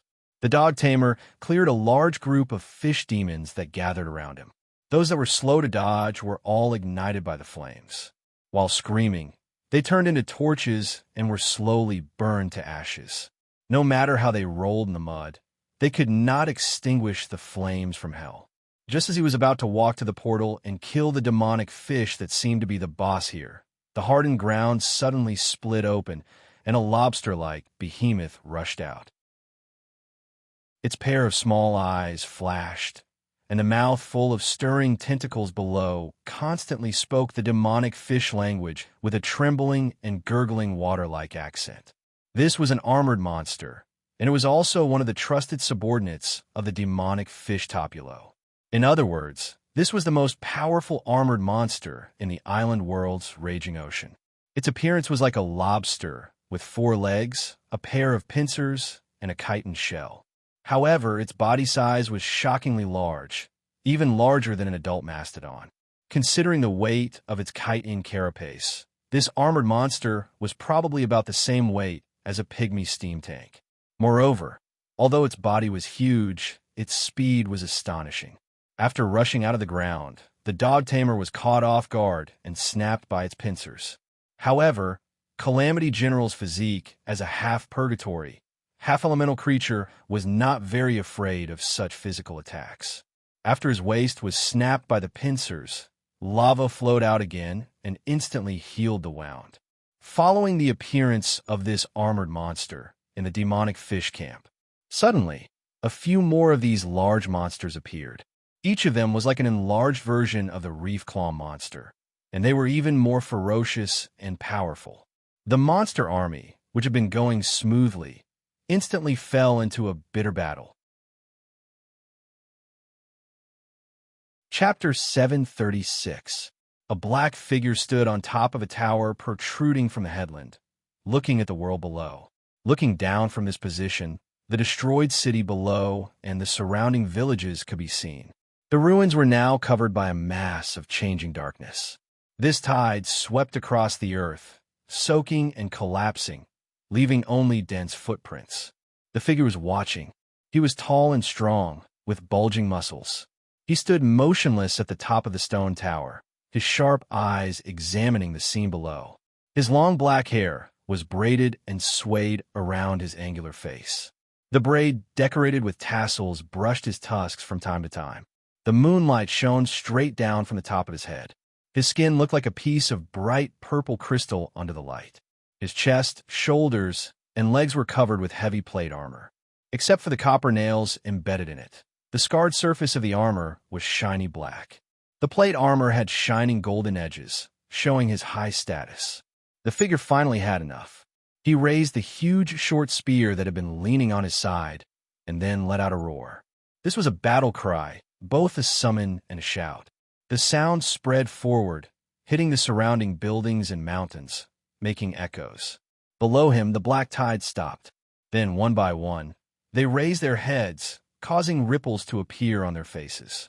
Every monster stopped in their tracks and looked over, staring straight at the lone figure standing high above them. He roared again, raising his spear high. The tide of monsters burst into cheers and shouts, as well as roars in response. The monster army responded to the highest leader once again. That terrifying figure was the emperor who had just walked out of the hatchery. Because he had left Emeraldwood City with his head cut off, he had created a new body for himself, turning into a strong giant. Only his head was still as ferocious and terrifying as before. Previously, he had sent the strongest tribulation to restrain the Earth God on Dwarf Island. Now, he was going to assemble an army to launch a general attack on the Ramsey humans. Where are the dog trainers? The Emperor asked Shirgu and Kai Tong Tian, who had walked out of the shadows behind him. The two tribulation generals bowed and reported to their master today's sudden flood, as well as the discovery of the demonic fish forces. When did those stinky fishes and shrimps come to Ramsey? In ancient times, after I personally went into the sea to destroy a demonic fish empire. Shouldn't those fellows have disappeared from this plane? The Emperor thought to himself. However, he no longer hesitated. Nothing is more important than conquering Ramsey. Thinking of his dream, which he had never dared to forget, he became more determined. Only by completely controlling this dimension can I be qualified to open the dimensional door to the Leo Bell Tower in the mechanical realm and become the new Lord of Singularity of the Demon Grave Clan. As for those stinky fishes and shrimps, humph. The Emperor gave an order. Not long after, a stream separated from the dark tide and headed south to the flooded Zay kingdom to support the Emperor's trusted general. They would convey the latest decree of the Emperor, and at the same time, they would vent the Emperor's anger on the demonic fish that coveted this world. The dog trainer stared at Toplop, who had already walked up to the old fart of the strange fish. Just now, he had torn apart one of Toplop's trusted subordinates with his sharp claws. He had broken open the hard shell of the armored monster that was as huge as a mastodon and roasted its flesh. "You are already a dead fish," the tribulation general said coldly, but he spat out a lot of sparks, burning shallow pits on the wet, muddy ground. "You came to the wrong world at the wrong time." Toplop's tentacles kept swinging, and his parotid glands secreted a lot of disgusting light gray mucus. "Wrong time, wrong world." He repeated the words of the dog trainer and said in a mocking tone, "You, a half-inferno, half-elemental creature, are really shameless. But do you know? Hundreds of centuries ago, I've killed countless creatures like you." After the demonic fish finished speaking, he spat out an obscure spell. Colorful bubbles suddenly rose from the ground, filling the ruins of the entire Juniper village. As long as they came into contact with something, whether it was the reef-clawed monster, flaming shadow beast, 10-armed octopus under the dog trainer's command, his own strange monster subordinates, or the collapsed ground in the ruins, these bubbles would quickly burst. Pop, pop, pop, pop. The muffled sound was endless. Different colored bubbles had different magic effects, just like the famous prismatic spray spell. Red bubbles would bring the burning effect of flames. Orange bubbles would bring acid damage. Yellow bubbles would explode with lightning. Green bubbles had deadly toxins. Cyan bubbles would cause part of the contact to be decertified, and purple bubbles would randomly teleport part of the contact to an unknown plane. Although this kind of spell could rarely directly kill a monster or strange monster with a strong life, because of the uncertain damage and the huge number of bubbles it brought, all the creatures present became inexplicably anxious. The strange monsters went crazy, and some even attacked their companions around them indiscriminately. The monsters brought by the dog trainers were not much better. The place where they had the most bubbles, and with the strange monsters attacking wildly around them, the situation immediately became dangerous. "Die, you abominable fish!" Tribulation roared angrily. The flaming whip in his hand suddenly shot out like a spear made of flames, stabbing straight at the demonic fish that was wrapped in layers of mucus. Seeing this, Topulo did not intend to resist the attack. He was like a slippery loach, twisting his body to avoid the stab of the flame spear. At this moment, two flaming shadow beasts suddenly rushed out of the shadows. The red flame heart suddenly lit up in front of their chests, and the black oil burned quickly, providing them with surging strength.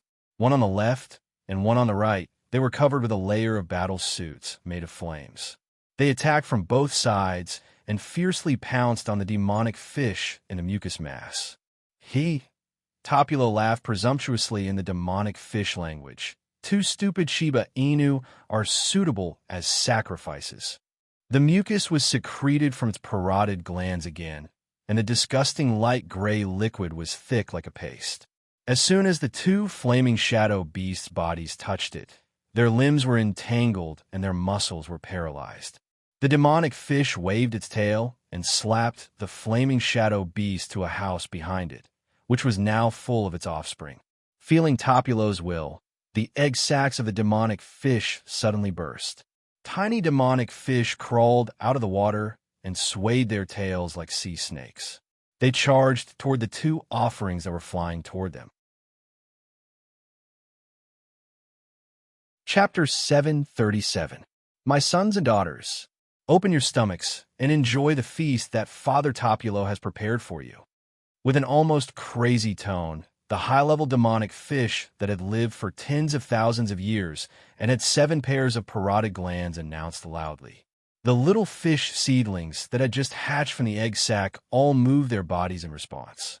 Disgusting, deformed creatures. Looking at the demonic fish seedlings that looked like enlarged live maggots, the dog trainer couldn't help but feel extremely disgusted, especially when those guys began to desperately drill into the remains of the two blazing shadow beasts.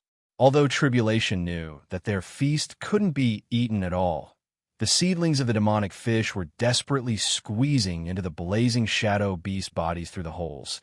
It was precisely because of this that the two blazing shadow beasts that had fallen into a state of paralysis suddenly triggered the passive self-destruction mechanism in their bodies. The heart of red flame suddenly erupted, and the flames suddenly tore apart the muscles of the blazing shadow beasts. The strong shock wave shook all the seedlings of the demonic fish away. Not only did these strange fish not eat the warm internal organs and flesh, but they also lost their lives. Because the distance was too close, Topulo was also affected by the explosion, and the mucus mass wrapped around his body was stripped off by the shockwave. His antennae waved quickly, and his parotid glands bulged, trying to secrete some mucus as soon as possible. But it was too late. Seizing the opportunity, the dog trainer suddenly swung his arm, and the flame whip instantly turned into a blazing giant axe. He smashed it toward the three-eyed demonic fish's strange face. With a muffled sound, the bloodthirsty giant axe slashed down with a sharp whistle, leaving a hideous scar on Topulo's face. Its wielder, Zhang Dan, let out a sharp and ear-piercing laugh with his black-patterned jaw. As the dog trainer's body swayed, his black needle-like hair fluttered behind his head, and his blood-red eyes shone brightly. He waved his axe again and again at the enemy, hoping to chop them into minced meat under the axe. Tribulation General shouted and spun repeatedly, controlling the powerful force with exquisite skills with ease. He was completely immersed in a state of hot-blooded madness. The airflow passed through the hollow on the handle of the flaming giant axe, making an ear-piercing scream. The bottom-dwelling demonic fish seemed to be suffering the punishment of 1,000 cuts. The giant axe cut into his neck, cutting through his flesh, bones, and tendons. After the storm-like slashes ended, his body, which was about to be chopped into pieces, flew out. His mouth was still in the same state as before, but blood was still spilling out of it. The dog trainer stuck out his tongue and licked his lips. "Damn you," Topulo swore silently. "I've expended too much energy in order to stabilize the Otherworld Gate. Now is not the best time to fight this troublesome opponent to the death." Fine. Suddenly, a powerful energy shot out from the demonic fish's body without any warning, knocking all the monsters and aberrations to the ground. Under the impact of the shockwave, the hound tamer's axe, which he had intended to deliver the final blow, failed. The ruins of Juniper Village were completely razed to the ground. Large pieces of rocks were thrown up by this energy, flying over the heads of the monsters and mutants. The warehouse used to store Topulo's hatching egg sac was directly pushed to the side of the portal. Those egg sacs, like iron filings attracted by magnets, flew up and stuck to the portal. The light curtain began to flicker, collapse, and condense. When the final explosion occurred, Topulo used the last of his strength to rush there. Gravel and dust spewed out from the portal and filled the sky. The shock wave of the explosion even threw the hound tamer out and heavily hit the ground. Blood oozed from his shoulder. All the monsters and aberrations were wiped out. After the portal exploded, only a deep pit with a diameter of more than 80 yards remained. 2 days later, at the top of Black Rock Mountain, this place was full of cracked rocks, and magma flowed slowly along the natural channel, like a blazing red river. A shiny black rock stood in the center of this river. Creak, creak, creak.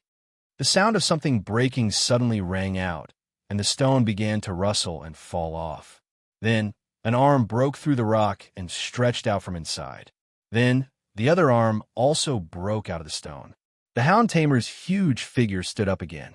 After being seriously injured by the explosion of the portal, General Tribulation was rescued by the monster army that came to reinforce him, and then he was placed in a volcano closest to Juniper Village to recuperate. Due to the characteristics of a half-elemental creature, the wounds on his body and soul were healed in the lava. General Tribulation, who stood up, pursed his lips, and fell into a twisted memory. At this moment, a low growl woke him up again. Oh! The hound tamer looked at a blazing shadow beast crawling in front of him. He stretched out his palm and covered the head of the little puppy. "There's a message for me. I see. The Emperor has launched a general attack." After a while, after reading the information in the blazing shadow beast's mind, General Tribulation left. He didn't have much time to waste in memories. He had to consider the current and next actions. The work that required brain power had to be handed over to the right person. "Hurry up! Faster, you damn beast!" The signaler whipped the horse's buttocks with the horsewhip. His mount neighed in protest. Its mouth was full of foam, but it still obeyed the master's wishes. He didn't hear the sound of the horse's hooves kicking on the hard ground. His ears were filled with the muffled sound of crude weapons hitting, the shrill cries of the Raven Man, and the cries of his comrades when they fell. The strange darkness suddenly dissipated, and the monsters waiting to hunt them appeared. They were horrified to find that they had been surrounded. There was no time to formulate a strategy, no time to do anything. They could only fight in a panic. Many people were so horrified that they didn't even have time to make a decent resistance before the black tide drowned them. The signaler closed his eyes, but the scene of his comrades falling down in large numbers in the past couldn't be dismissed from his mind.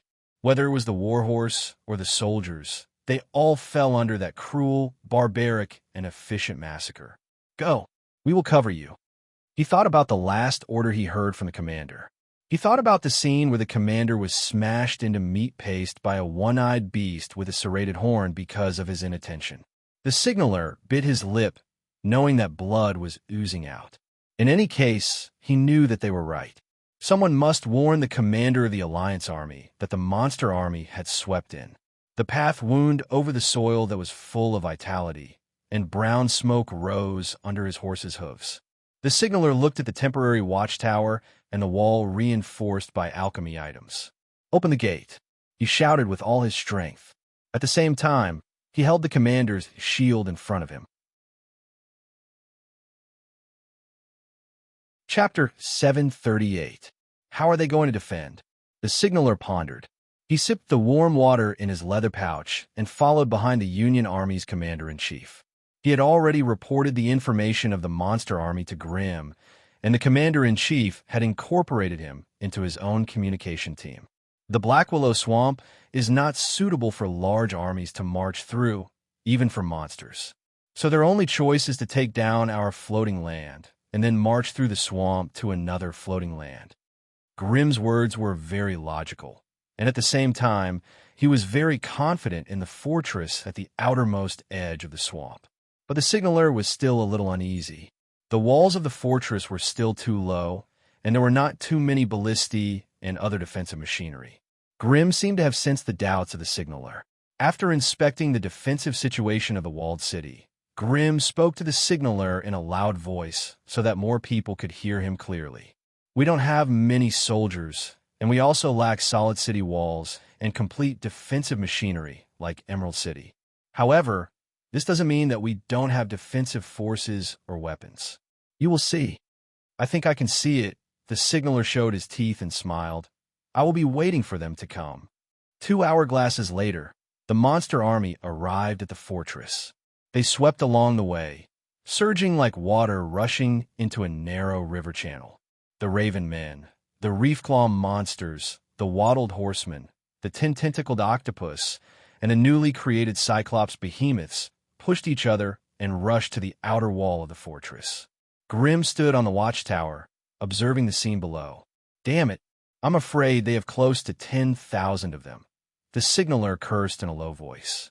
The monster army filled the small plain in front of the fortress at the outermost edge of the Black Willow Swamp, and it looked like a large wave of weapons pushed forward. Their previous encounter was too fierce, so his estimation of the number of monster soldiers was a little biased. It's a bit too many. Grim and the other generals of the Emeraldwood Fortress, which was the name of the floating fortress, had the same idea as the signaler. But it doesn't matter.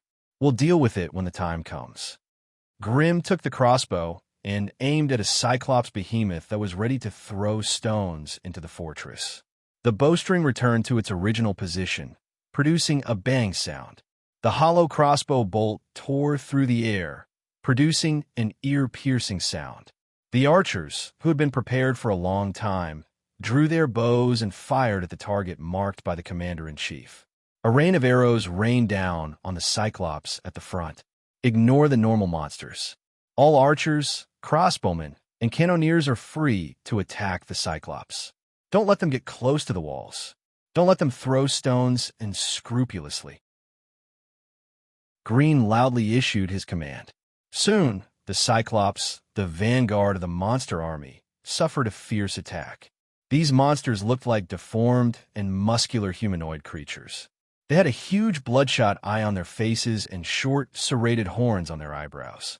Their bodies were like tall and strong giants, but their lower bodies were like half-goats that had been magnified many times over. His legs were arched backward, and there were also long, hard hooves with split toes. Under the dense rain of arrows, although they did their best to block with their spiked clubs, many arrows still slipped through and drilled into their bodies. It was fine if the arrows hit their bodies, since they were all 30 feet tall and weighed 8,000 pounds. Even with the armor-piercing arrowheads, the arrows had a hard time penetrating their flesh. But there were still a few arrows that hit the Cyclops' weak eyes.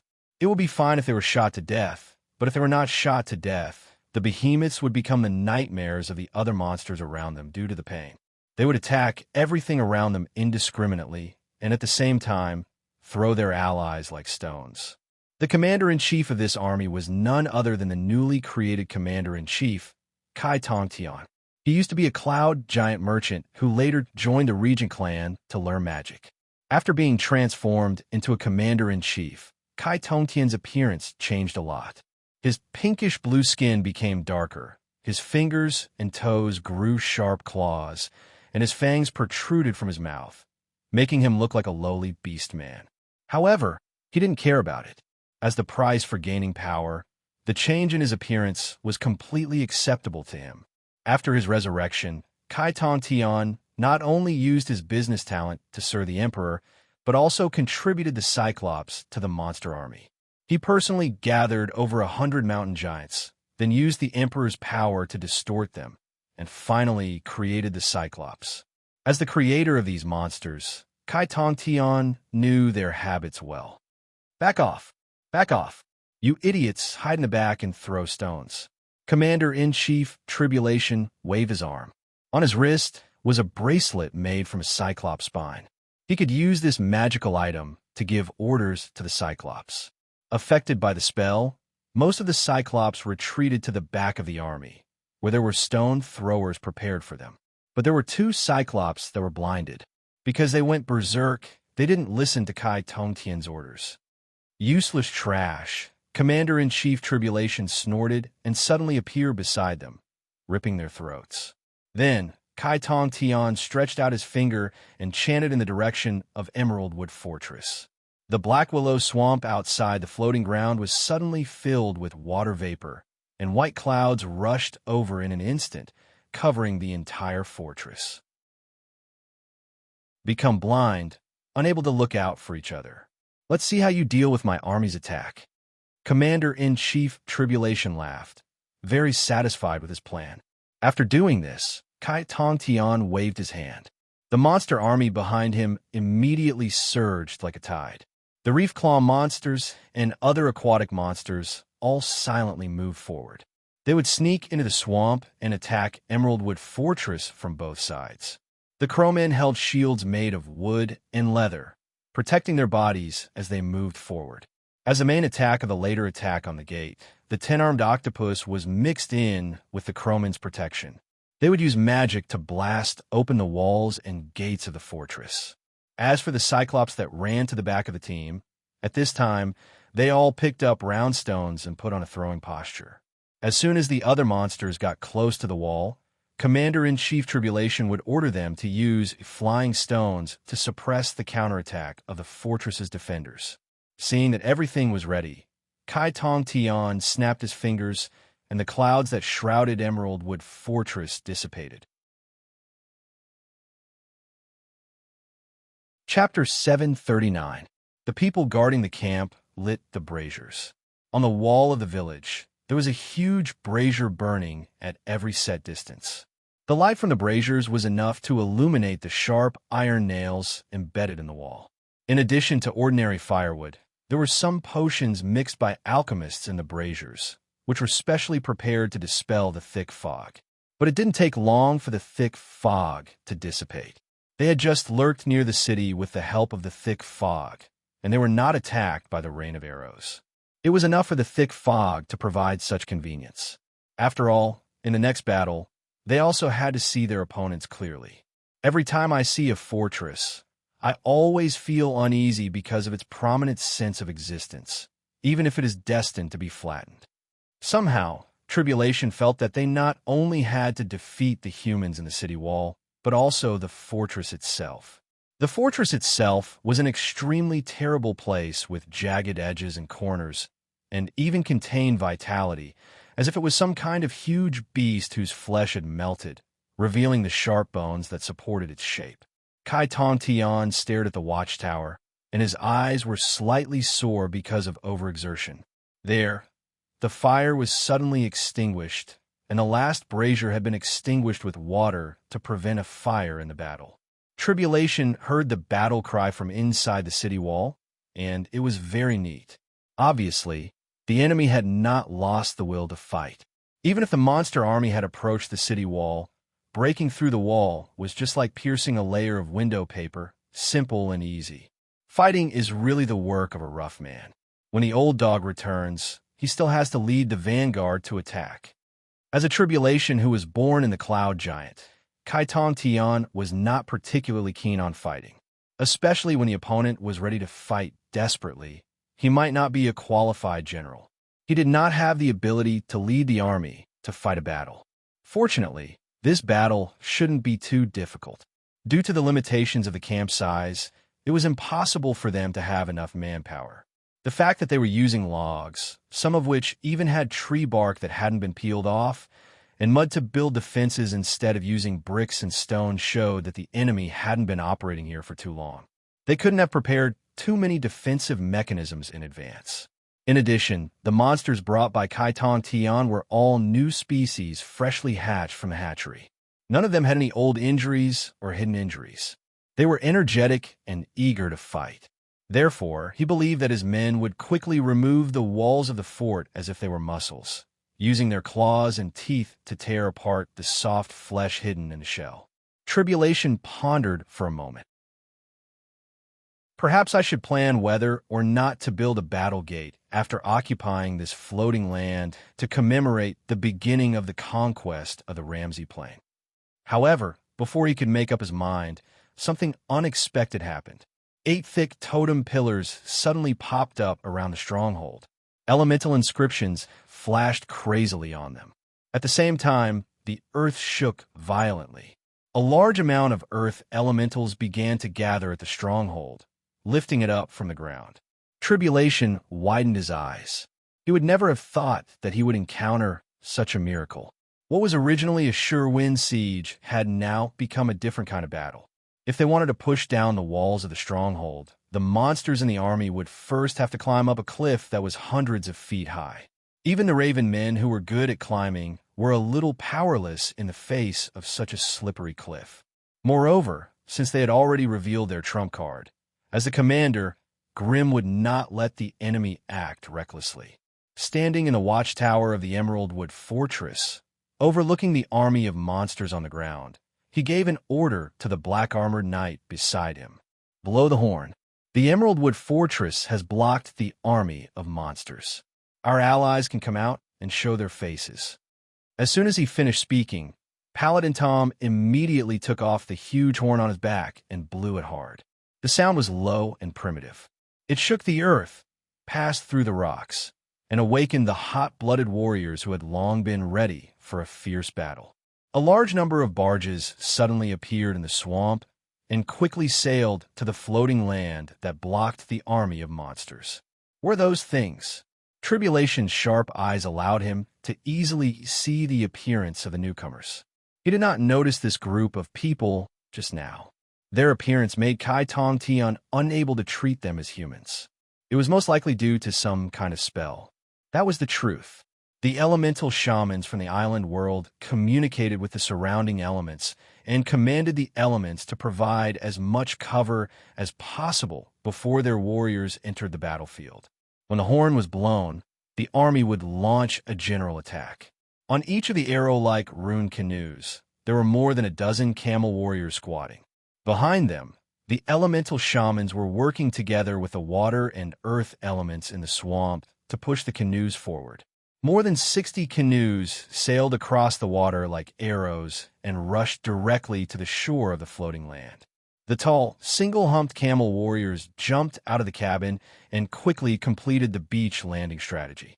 Their target was very clear. It was the dozen or so Cyclops that stood at the back of the army of monsters.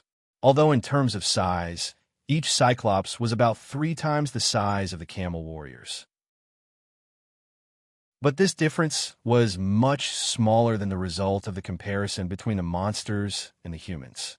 Coupled with the advantage of numbers and equipment, the camel warriors and the Cyclops were not without the ability to fight back in close combat. At the moment when the two big creatures clashed, all sorts of sounds, the scraping of armor, the clashing of flesh against flesh, the roars, snarls, cries, and shouts that burst forth from the ferocity of the battle, all mingled together. The corpses were also mixed together. The iron-gray skin of the Cyclops' limbs and the dark brown flesh of the camel warriors were all intertwined together.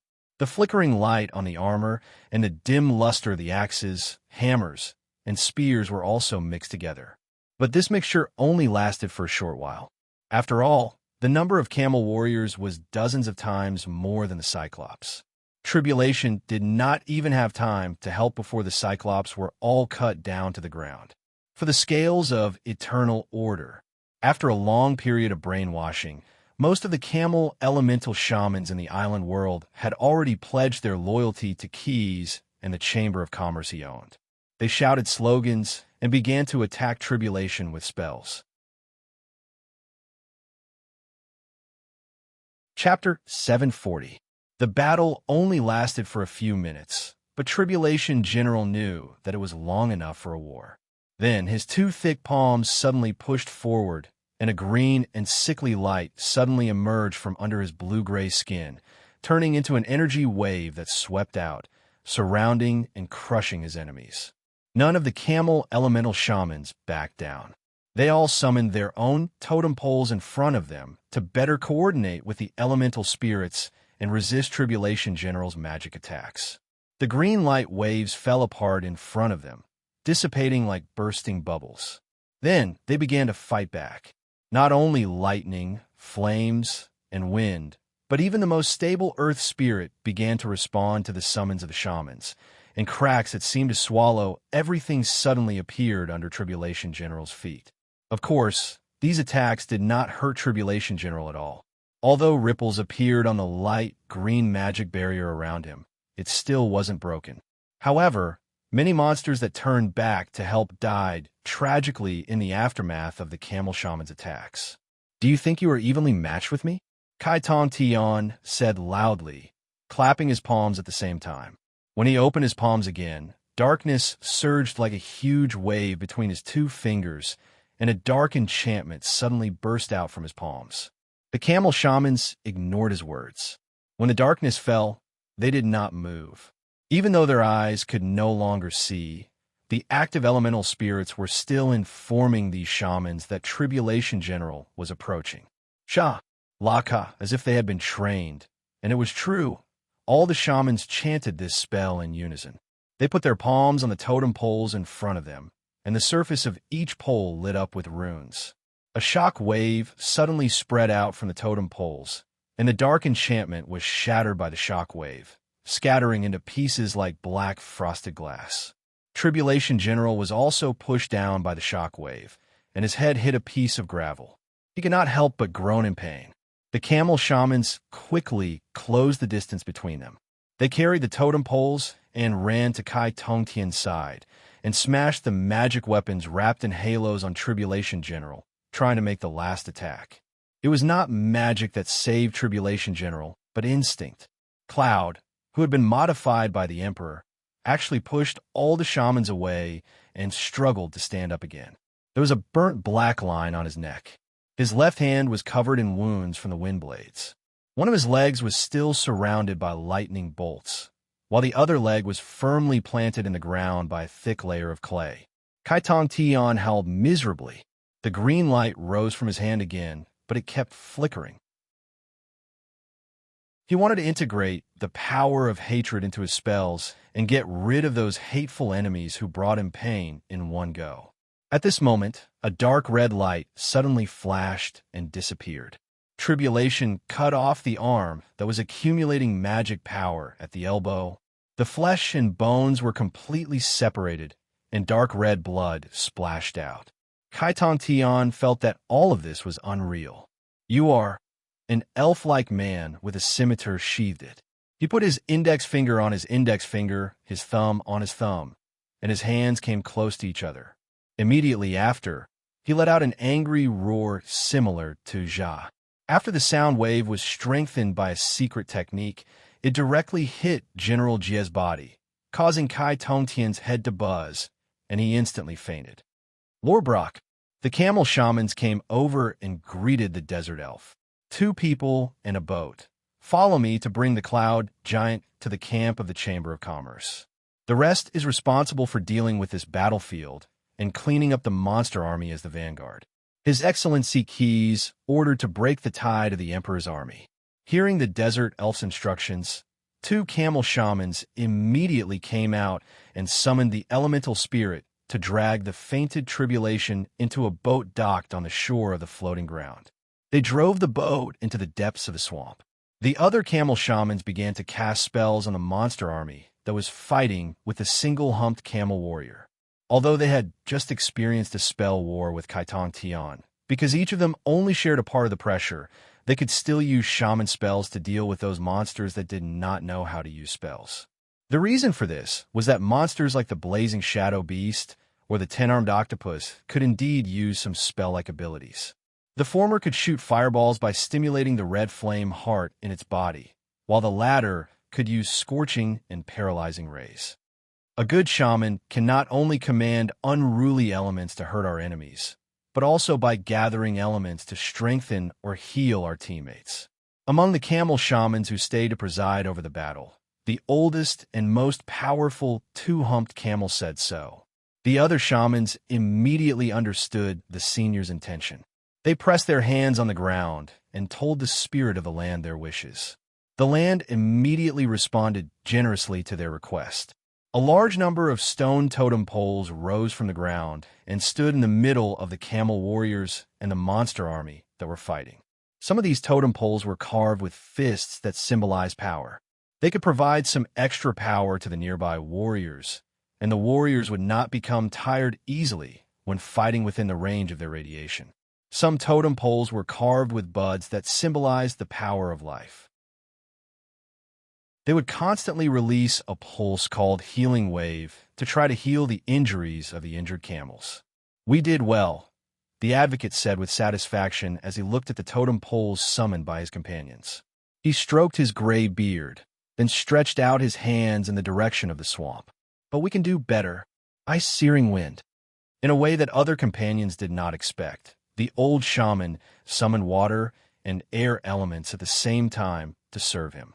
He summoned a cold wind that was enough to freeze people, and it instantly swept away those monsters that could cast spells. Eroded by the cold, the high-temperature patterns on the blazing shadow beast's body became bright and dim, and the 10-armed octopus's movements also became slow. Seeing this situation, the camel warriors all raised their weapons in excitement. They sang the ballad, The Friendship of the Elemental Shaman, which was widely spread among the camel clans, to praise the tribal wise men who provided assistance to them. At the same time, he waved his weapon more frequently, bringing slaughter to the ugly monsters in front of him. Half an hourglass later, the floating ground at the outermost edge of the Black Willow Swamp was piled with monster corpses. The Emperor's vanguard of the general attack on the Ramsey world was interrupted, and the tide of darkness he set off was cut off here. Chapter 741. Your Excellency Keys. The change of address from Sir to Your Excellency showed that Grimm's respect for the ally in front of him had increased. He no longer regarded him as a respectable businessman, but as a noble with the same status as himself. Thank you for providing us with reinforcements. They were very brave and tenacious in the battle, and proved their honor. Walking down from the towering emerald wood fortress on the floating ground, the commander-in-chief of the Alliance army met with Keys at the first moment. They exchanged their views and opinions on the situation after the battle. They are camels from the overseas islands. Keys introduced his first army to Grimm. They are willing to contribute their strength to the crusade against the Emperor. In return, the territory occupied by the Emperor after the war will become their new home. As a blue dragon of the lawful evil side, although this may be somewhat inaccurate, Keys would not provide help to the Ramses humans for free, even if it would be beneficial for him to attack the dwarf gods later. After seeing the powerful combat strength of the camel warriors and shamans, Grimm, who was worried about the military strength of the Ramsey people, agreed to Keys' conditions painfully. This condition is not too harsh. After all, according to the tradition, as long as you obtain military merits, the Lord must provide the knights with a fief. The Ramsey people never treat their friends unfairly. After reaching an agreement, Grimm ordered people to draft a written agreement. After making more than 30 copies and stamping them with his seal, he sent the signalers to send copies of the document to various cities. He believed that most of the mayors would not object. There were two reasons for this. First, at present, the dwarf island, which could have been placed high hopes on, was no longer useful. It was urgent to find a new ally to fight against the Emperor. Second, apart from the two cities of Emerald Wood and Soft Maple, the territory controlled by the Emperor was not large. After the war, ceding it to the camels would not affect the other city-states. As far as this agreement was concerned, only the mayors of Emerald Wood City and Soft Maple City might object. However, after experiencing the defeat and destruction of two cities in a row, Grimm's fear and hatred of the Emperor had reached the limit. Now that a powerful ally that could fight against the monster army had appeared, Grimm felt that it was very worthwhile to use something that he had already lost in exchange for their help. As for the thoughts of the fat mayor of Soft Maple City, whether it was Green, Keys, or the rulers of the other cities of the Alliance army, none of them took it seriously. He had no right to express his opinion. What will come will come. After reading the copy of the covenant, the fat mayor slumped into the chair like a deflated balloon. They are finally ready to do something to me. He was at the end of his rope. The original commoners of Soft Maple City had basically become Jadewood City's vassals. Even if the other party had also experienced the calamity of fleeing the entire city. However, the Green family had thousands of years of inheritance, and branches were spread all over the major city-states. If they operated at full strength, they would still be able to feed the population for a few years. The fat mayor, on the other hand, did not have such a background. What he could do for the citizens of Soft Maple City was very limited. After the Steel Fort camp was disarmed, he could barely guarantee his safety with just one mercenary group. If he had not taken the risk and secretly communicated with the dwarves, the other party would have returned. When they retreated back to Dwarf Island, they left him some of gem coins and a large number of weapons and equipment that could be used to arm the mercenary group. He had long given up on any idea of touching the throne of power. At this time, he might be sitting in a caravan heading south, ready to find a safe place to spend the rest of his life. I can't give up yet. The fat mayor calmed his mind, signed the agreement, and sent his entourage to return it to the messenger who came to deliver the agreement. The dwarves haven't fallen yet. They still need an agent. Thinking about the problem, the fat mayor habitually picked up a bowl of cream fish fat as a snack. This was a new dish invented by a chef. When he was in Soft Maple City, he liked to eat cream jellyfish. However, after coming to the Black Willow Swamp, that ingredient was not common. His chef could only use a fish organ that grew in the swamp to replace the jellyfish as an ingredient. Fortunately, the fat mayor was also very satisfied with the taste of this fish bladder. He ate a large bowl of it every meal. If he was thinking about a problem, he also needed the chef to prepare this snack for him. However, just as he was eating to his heart's content, he did not notice that a hazy mist had suddenly appeared around him, and the servants who followed him had disappeared one by one. A face suddenly appeared in front of him. In front of him was a huge creature wearing a blood-red metal armor. This person's face looked like an ordinary Ramsey human, but there were 3 eyes on the pale face. Each eye shone with a dark yellow light that could be read as wisdom but cunning. He had a short beard on his chin, and 4 tentacle-like things drooped down. There were a few scars on his face that were fixed by metal rings. The fat mayor felt that he could not breathe. Water, water. I need water. The fat mayor grabbed his neck and coughed twice. He immediately knew what he needed now. The creature's lips moved twice as if chanting a spell. The fat mayor felt that he could breathe again. I've been watching you closely, Lord Mayor of Soft Maple City. The figure spoke. You know in your heart how many chances you have wasted. The terrifying giant laughed, making a terrifying, ear-piercing sound. Now, you will pay the price for your failure. Those people will not let you go. The fat mayor wanted to defend himself, but his mind was blank. Self-defeating, the giant finished for him. I know that you have rare arrogance and ambition. You just lack enough opportunities and help. Now, I have come here to help you. The giant laughed again. His huge body trembled and let out a terrifying, strange sound that made the fat mayor's heart begin to spasm. He poked a long finger into the fat mayor's neck, sending a piercing sound and pain into his body. If you want to wear the crown, you must bear its weight, he said in a cold voice. You have to be prepared. Then he twisted his finger, opened his palm, and covered the fat mayor's face. A sizzling sound like a brand was suddenly heard. The latter's head immediately raised, and a shrill and tragic scream burst out from his trembling lips. My lord! My lord! Accompanied by shoving and shouting, the fat mayor finally opened his eyes. So, it was a nightmare. Looking at the servant in front of him, he let out a long sigh. However, just as he reached out and rubbed his sore neck, he suddenly froze. There were actually 3 parotid glands growing out of his fat neck. Chapter 742. It was already dawn, but the fog still shrouded the earth. In the peaceful Shihai town, people began to work.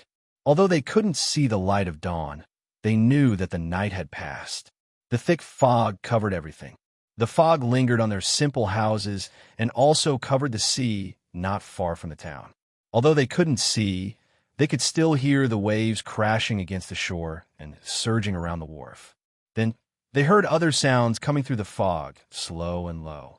They couldn't distinguish the source of the sound and the direction it came from. Was it from a land behind them, or from the endless sea? Were the waves more turbulent than usual, or was it a heavy rain shrouded in the fog?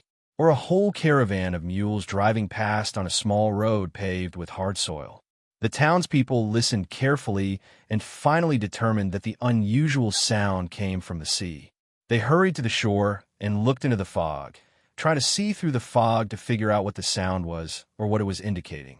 As if it was pushed by the sound, the fog slowly spread and a shadow gradually revealed its outline. The waves rushed to the shore and the townspeople all retreated. Some of the young people even screamed, but they were immediately stopped by the elders. They had lived here for generations and relied on fishing for a living, so they knew this sea like the back of their hand. So many people already guessed that the sound and waves meant that something was approaching the shore.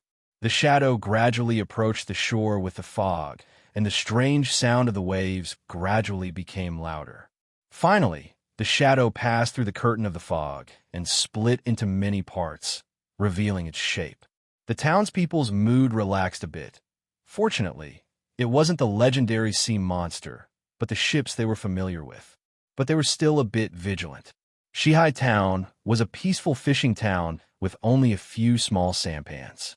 Although there would be a dozen merchant ships docked at the shore every year to replenish their supplies, that was it. But now 1, 2, 3, no less than 30 ships were approaching them at the same time. What did this mean? The alarm bell in the town center rang, and the townspeople grabbed whatever they could find: short sticks, knives, hooks, and even fishing nets. They waited nervously as the ships gradually approached. More ships appeared in the fog one after another, as if there was no end to them. Every time a new ship came out of the fog, the townspeople's shock increased. There were more than a dozen ships approaching. There were more than 100 of them. It was as if the entire town was packed up and brought here. The townspeople had never seen so many ships before. Where did these ships come from? What made them set sail at the same time? What drove them to come to Shihai Town? The townspeople held their weapons even tighter. The children and women had already hidden in their homes and locked the doors of their homes. But the number of ships coming out of the fog was still increasing, and the strange sounds were distinctly discernible. It was the sound of oars hitting the water, disrupting the rhythm of the waves. The leading ship docked, and only then did the residents who were waiting at the dock clearly see the figures on the ship. They let out a sigh of relief. There were men and women on the ship, and, judging from their body size, there were also children. It definitely wasn't pirates that came to Shihai Town. At least it wasn't a premeditated invasion. More ships came to shore, and the townspeople stumbled down. Some people cried as they collapsed on the rocky shore. Others stood up straight and breathed heavily, as if they were happy to leave the sea. The fog began to recede and turned into wisps of mist under the morning sun, dissipating in the strong sunlight. Shihai Town's townspeople could now clearly see that these people weren't soldiers. In fact, there were many women and children among them, and most of them were dressed in ragged clothes. Many of them looked very thin and weak. They were only normal people, clearly normal people that encountered some kind of disaster. Many of them were exhausted and could barely stand or walk on the shore. However, there were still some people wearing armor.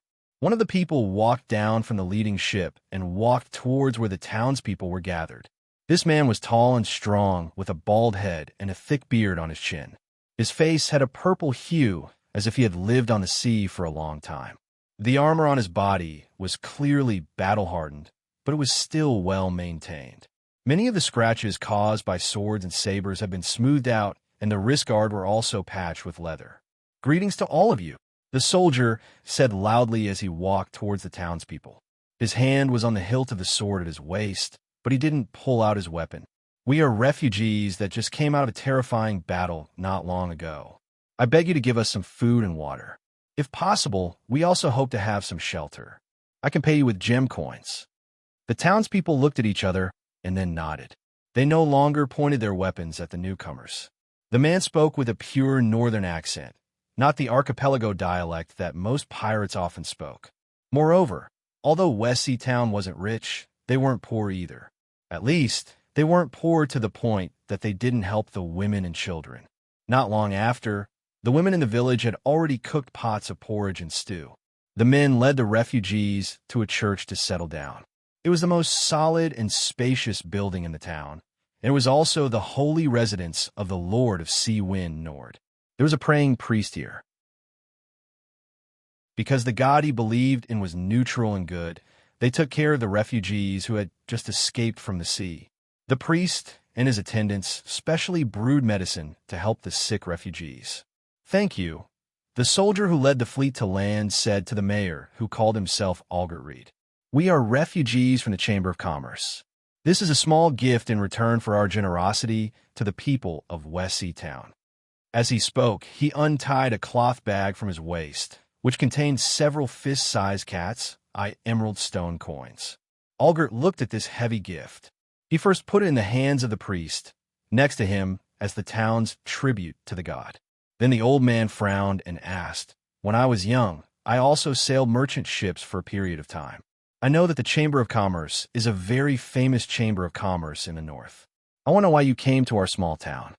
Considering his words, the mayor of West Sea Town carefully asked about the battle that happened to the Xian Feng Chamber of Commerce. Due to his duty, he had to do this. He knew what kind of background the Xian Feng Chamber of Commerce had. It was one of the 8 licensed distributors of Dwarf Island. If there was a force that could defeat such a behemoth on the sea, then crushing West Sea Town would be easier than stomping their feet. Out of gratitude, the soldier didn't hide anything and carefully told Algert everything that happened to the Chamber of Commerce. A few days ago, the mayor issued a bulletin saying that the monster army was blocked in the Black Willow Swamp in the north. But according to your words, those guys actually came around and defeated the Chamber of Commerce's island. Maybe they have already landed somewhere on the west coast. Algert took a deep breath. He vaguely had a bad feeling in his heart.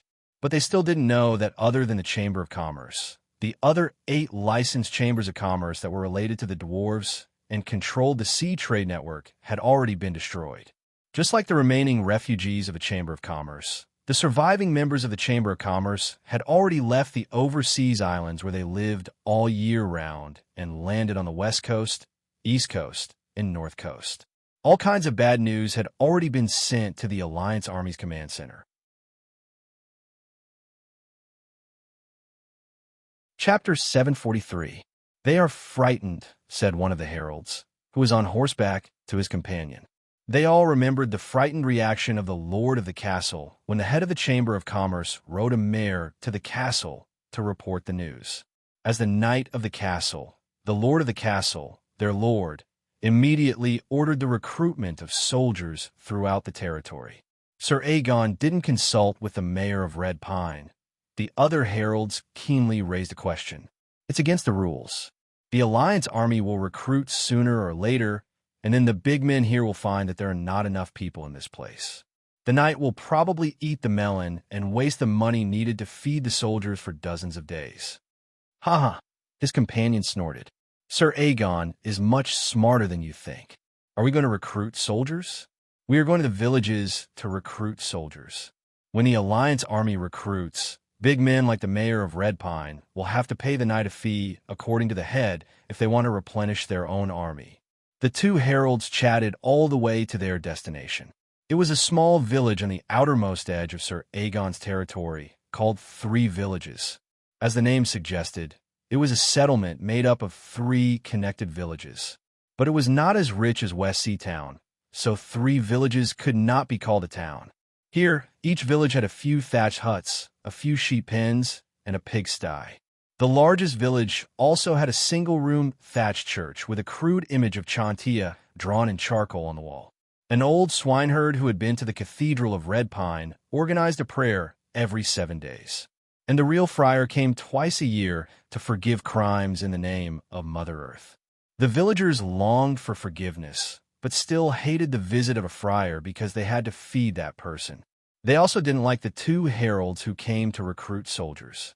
These people knew that the visitors represented their lord, Sir Aegon, but still wouldn't serve them a cup of water. Most of the men went to the fields, and the remaining people in the village were basically women, children who climbed out of their huts to watch the fun, and their grandparents who were too old to work. "We bring Sir Aegon's orders," 2 heralds announced to the villagers. They raised the flag of the king in their hands, a rooster lying on a grapevine. "All able-bodied men between the ages of 15 and 55 must gather at this empty field tomorrow.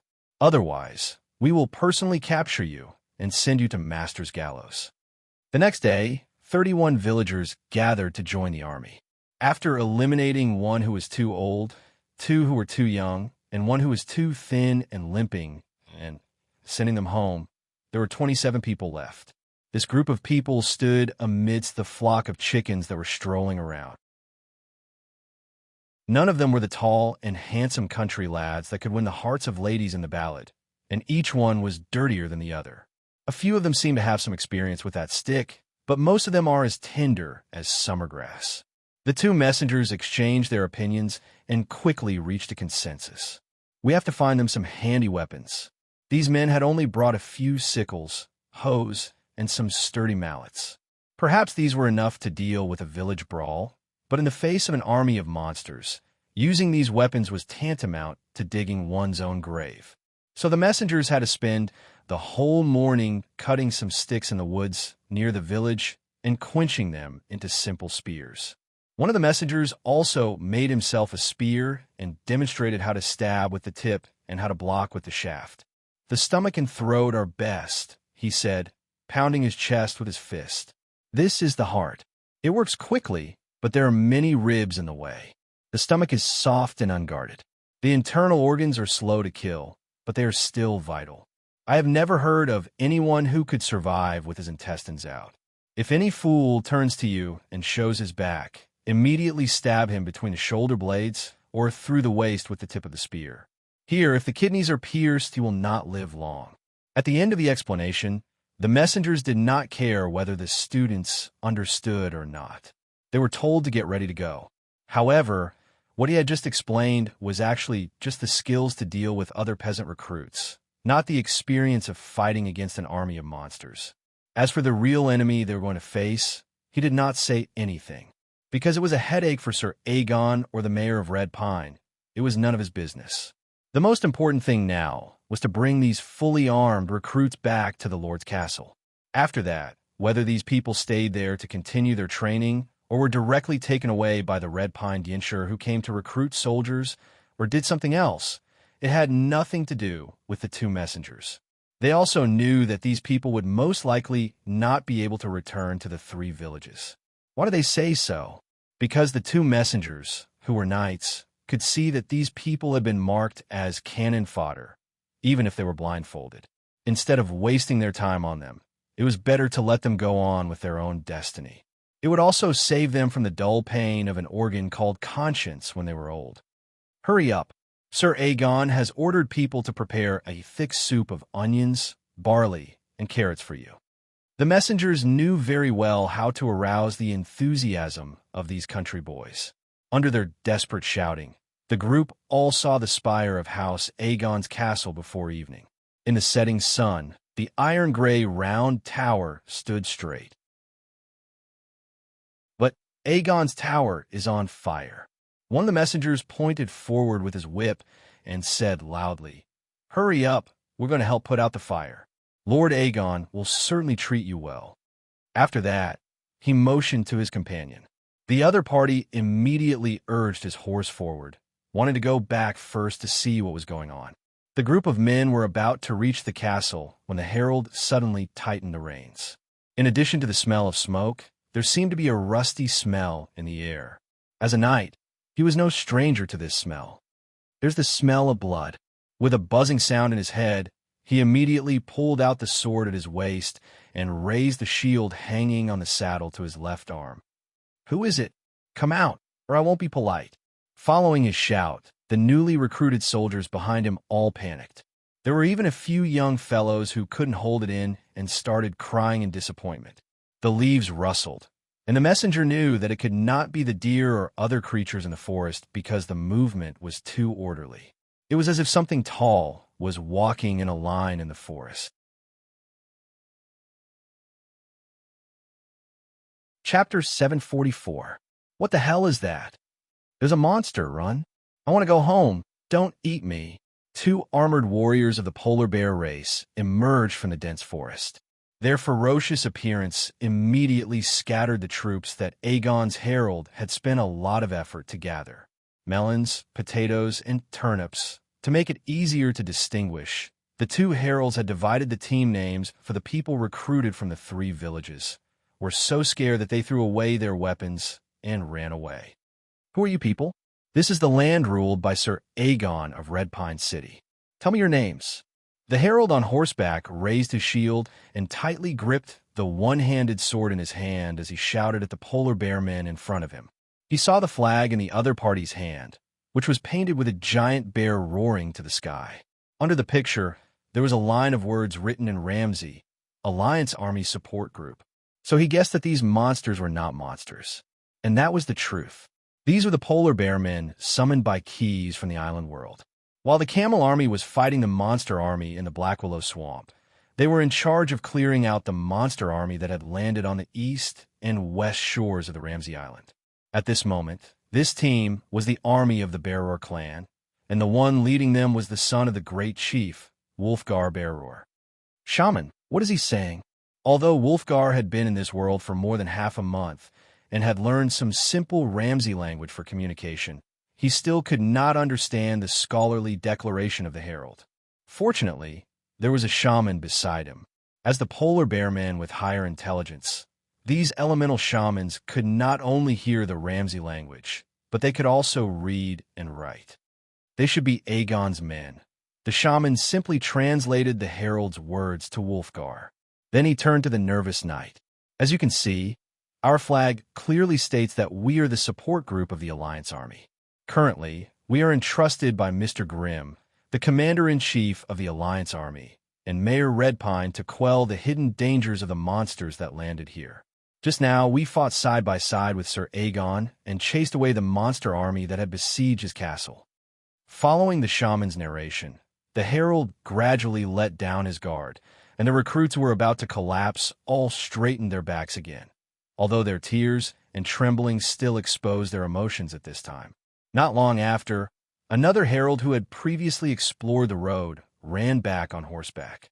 He was followed by a search team sent by the castle. These polar bearmen warriors are our allies. Just now, I saw the swordsman in the castle, and he told me to quickly inform you to join the search team.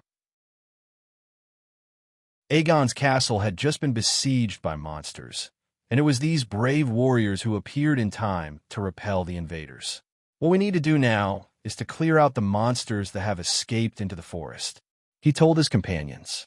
The herald put his hand on his chest and saluted the warriors of the Zyongror clan. Wulfgar also raised his fist and knocked on the chest of his fine steel armor in return. Let them take care of those cubs. Wulfgar didn't know how to describe the recruits, so he replaced it with a word he was familiar with. Then he continued to say to the shaman, there should be less than 100 drooping horse heads lurking in the forest, plus about a dozen little monsters and 10 armed octopuses. The polar bear men didn't really care about the drooping horse heads. The kind of monster that looked like an eel but had a horse head with sharp fangs was like a bug that could be squashed to death with a raise of a hand. It was not a concern at all, but the little monsters and 10 armed octopuses gave Wulfgar a slight headache. After all, they could use spells. This was especially true for the little monsters created by the Emperor using the dead gnomes. They were all experts in using illusion spells. The clumsy polar bear man warriors might fall for their tricks if they were careless. Then they would be injured without knowing what was going on, and there might even be casualties.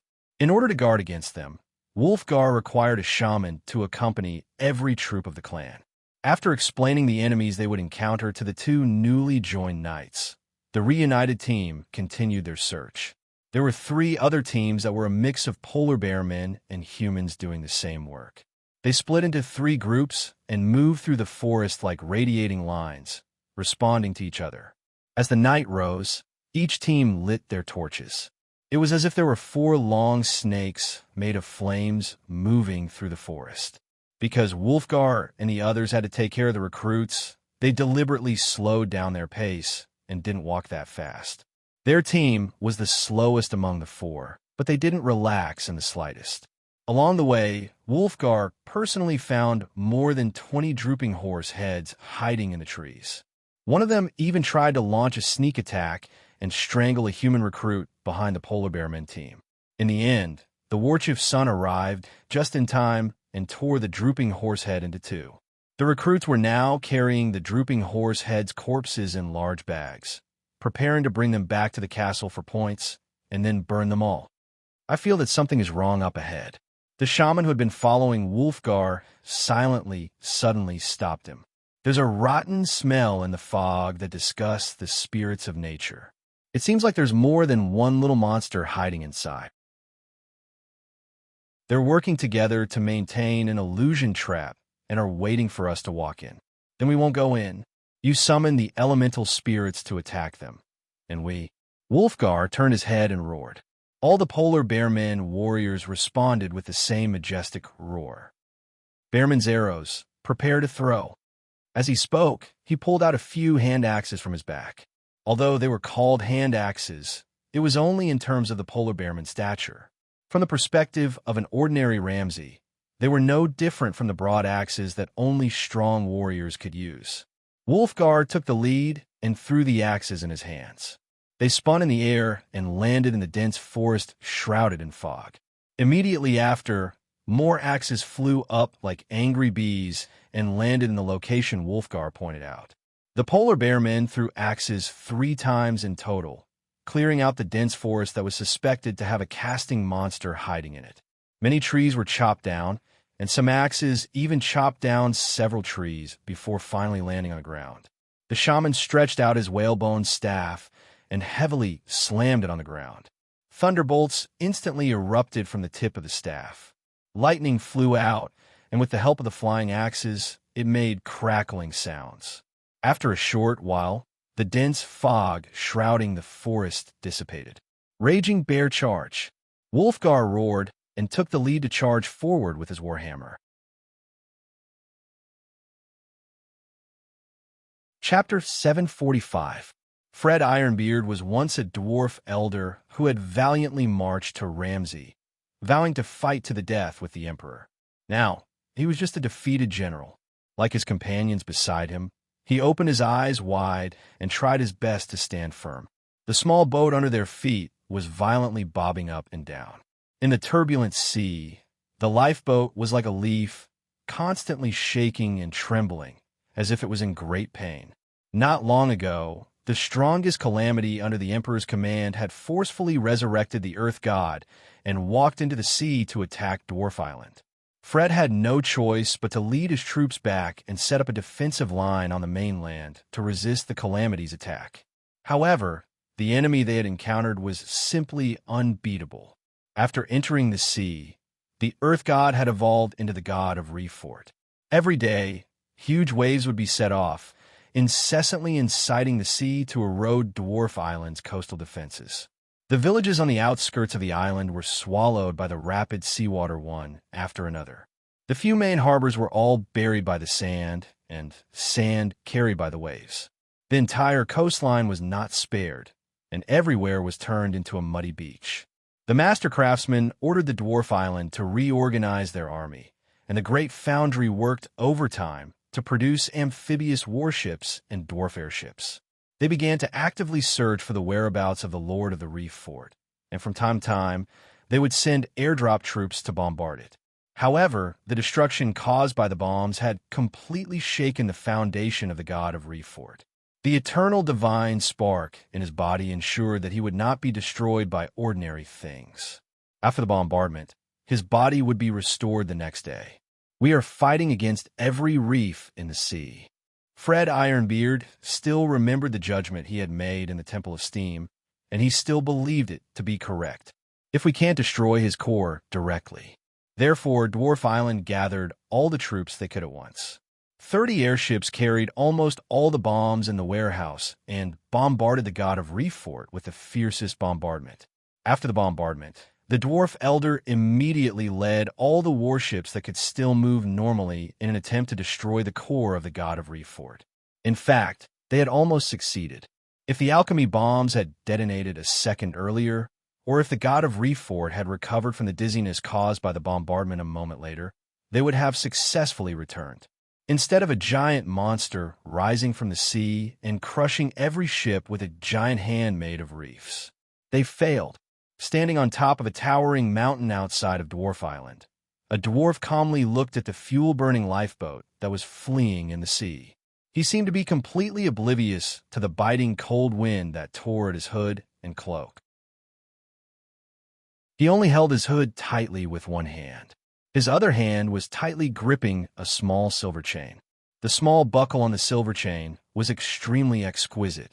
Beneath his hood, with a haggard face with a gray beard, a pair of sunken eyes shot out a sharp gaze from the shadow of the hood.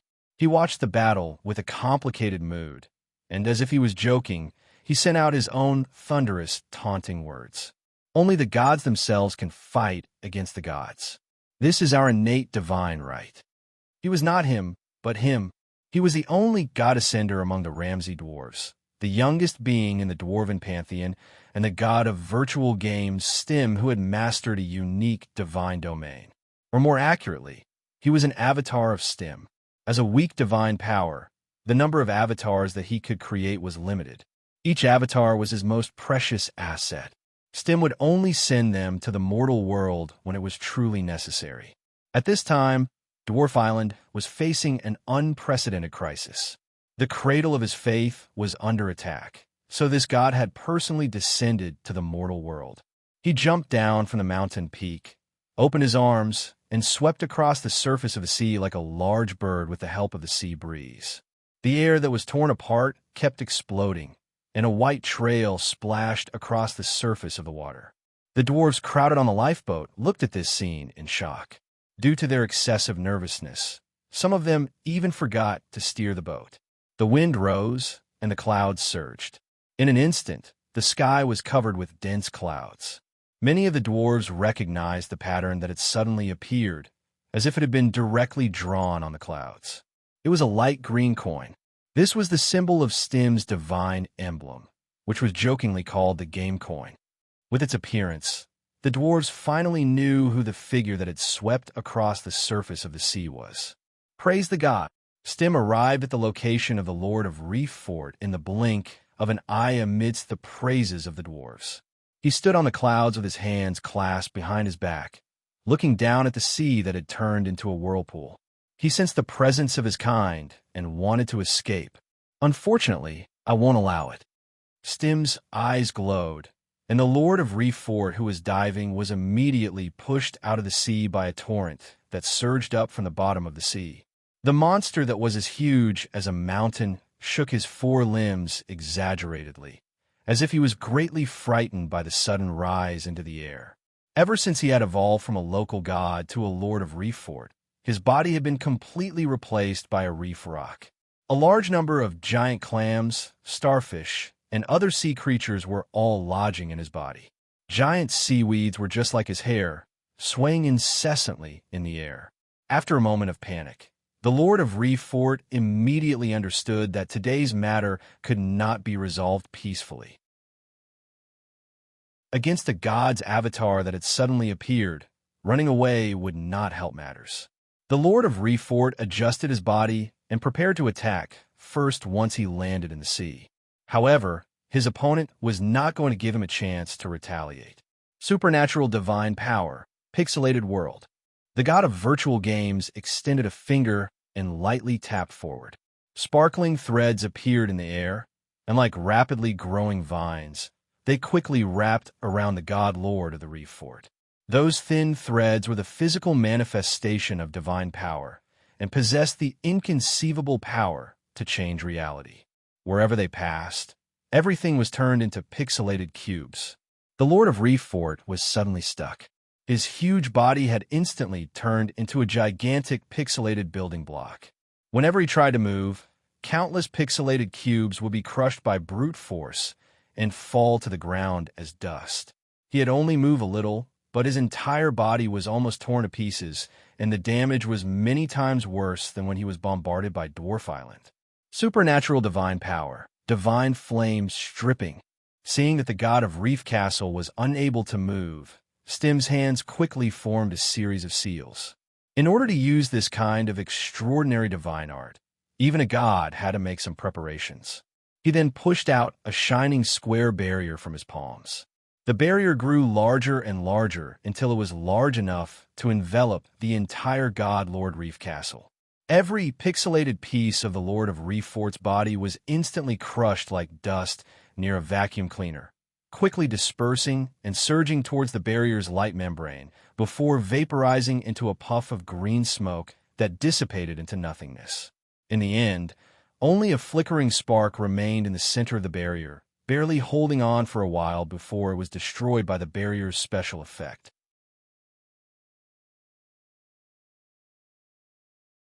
Chapter 746. The lightning monk was riding on a horse. Behind him was a mule that was carrying fodder and oats for 2 animals. The salty flood had receded, leaving behind only barren land and cold, damp air. The never-ending drizzle swept in from the northern seaside, as if it had carried with it countless important moments in the world. Last night's rainstorm, the day before yesterday, and the flood last week were now a thing of the past. The sky was still full of rain like a sponge, but only a melancholy drizzle fell in the gradually darkening twilight. The wind swept across the darkening plains, stumbling on the low hills as it whistled through a valley. A certain tower-shaped structure stood alone in the nightmarish mud, leaning to one side. Its short and thick shape, coupled with its dark color, was like a lump of magma squeezed out from the bottom of an especially dangerous abyss, solidifying here. It was a dead object as if it had been dead for a long time, but in fact, it had only appeared last week. The only movement came from the muddy river at the bottom of the valley, listlessly flowing past the tower-shaped object. There were still some fish, prawns, and crabs that had died from the salty water on the river surface. About a mile or so forward, little he would fall into a deep ravine eroded by the flood, flowing straight in the direction of the northern sea. However, as the twilight grew heavier, if one was close enough, one would find that the tower-shaped object was not completely lifeless. A dim red light flickered inside, even passing through the cracks on the exterior to the surface. At the same time, the night wind blew over it, and some kind of low wail would drift into the wind. It would slightly climax, and then gradually weaken in the same miserable manner. After walking for about half an hourglass, the lightning monk finally dismounted from his horse.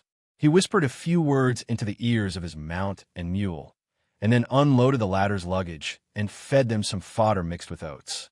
After the 2 animals finished eating, the lightning monk took out a large water bag with a wire stopper, tried to heat it, and fed them some warm water to quench their thirst.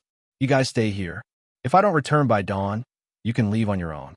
The lightning monk patted his 2 companions who had followed him for several days, and then strode into the depths of the leafless forest. At this moment, the moon had already climbed up into the sky. The moon, pale and dismal tonight, crept reluctantly up into the air and hung there like an evil spirit. It obscurely outlined the disorderly shape of the pagoda through the damp rising from the filthy mire. One ugly building. It's simply lacking in beauty. Staring at it, the lightning monk secretly criticized in his heart. The reason why it was called a building was because there were some hurried figures around it.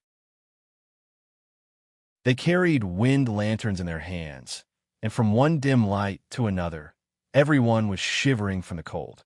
When they breathed, the white air they exhaled was like ghosts, and this white air would stay behind them. Not long after, it would quietly blend into the cold night. There was a particularly uncoordinated figure. He stood quietly in the crowd, motionless. The others were carrying buckets on their shoulders as they moved the mud back and forth towards the pagoda-shaped object bit by bit. Those who were laboring were mostly tall but skinny. They were wrapped in faded linen robes, and when they walked, they looked like a flock of bitter herons. On the other hand, the man was short and round. However, with the lightning monk's vision, the man's smooth cheeks were full of wrinkles, and there were a few strands of sparse white hair poking out from under his light green woolen hat. The man's neck was wrapped in a scarf made of otter rabbit skin, and he wore a thick overcoat, but over his overcoat was a long robe that billowed in the wind. The robe had a heavily faded purple edge, which was the symbol of his status as the city's highest official. It's definitely the fat mayor of soft Maple City.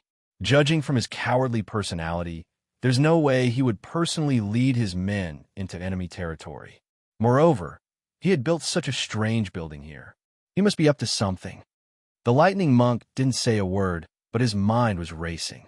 A few days ago, when the war started, he wanted to recruit some believers from the refugees who were willing to serve the god of virtual games. Just as he was trying his best to preach in the refugee settlement of Soft Maple City, the lightning monk discovered a secret. The fat mayor who was in contact with the dwarves had been secretly doing something recently. Out of consideration for their cooperative relationship, the lightning monk decisively chose to track him down and finally found out that the fat mayor had recently hired a large number of builders from the refugees. The lightning monk wouldn't have been surprised if he had hired those people to build a house for himself. But the fact that the mayor who loved fancy clothes would actually come to enemy territory was completely out of his expectations. And so, the lightning monk decided to get to the bottom of the matter. He followed the fat mayor's group and soon found something strange.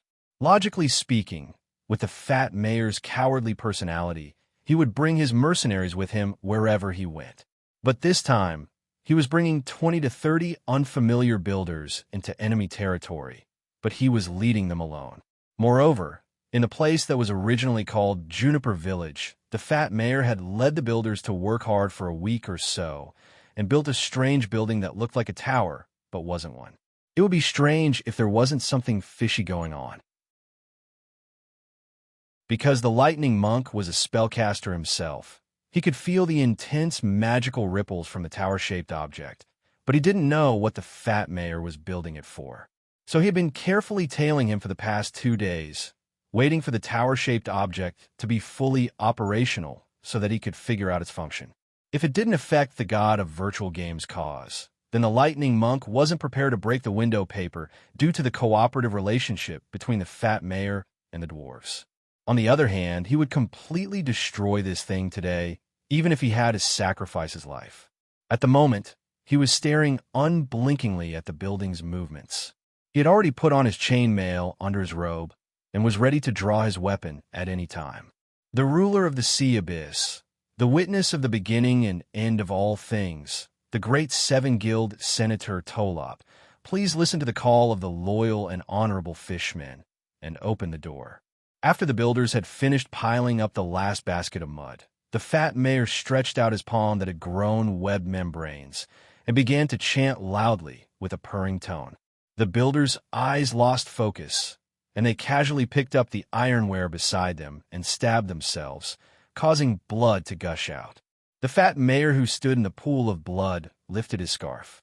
The lightning monk's eyes instantly widened, and he finally understood that the wrinkles that he thought were weird weren't wrinkles at all, but the mutated parotid organs of the fat mayor. This is a depraved creature that was corrupted by the demonic fish. The lightning monk immediately reacted. He rose to his feet.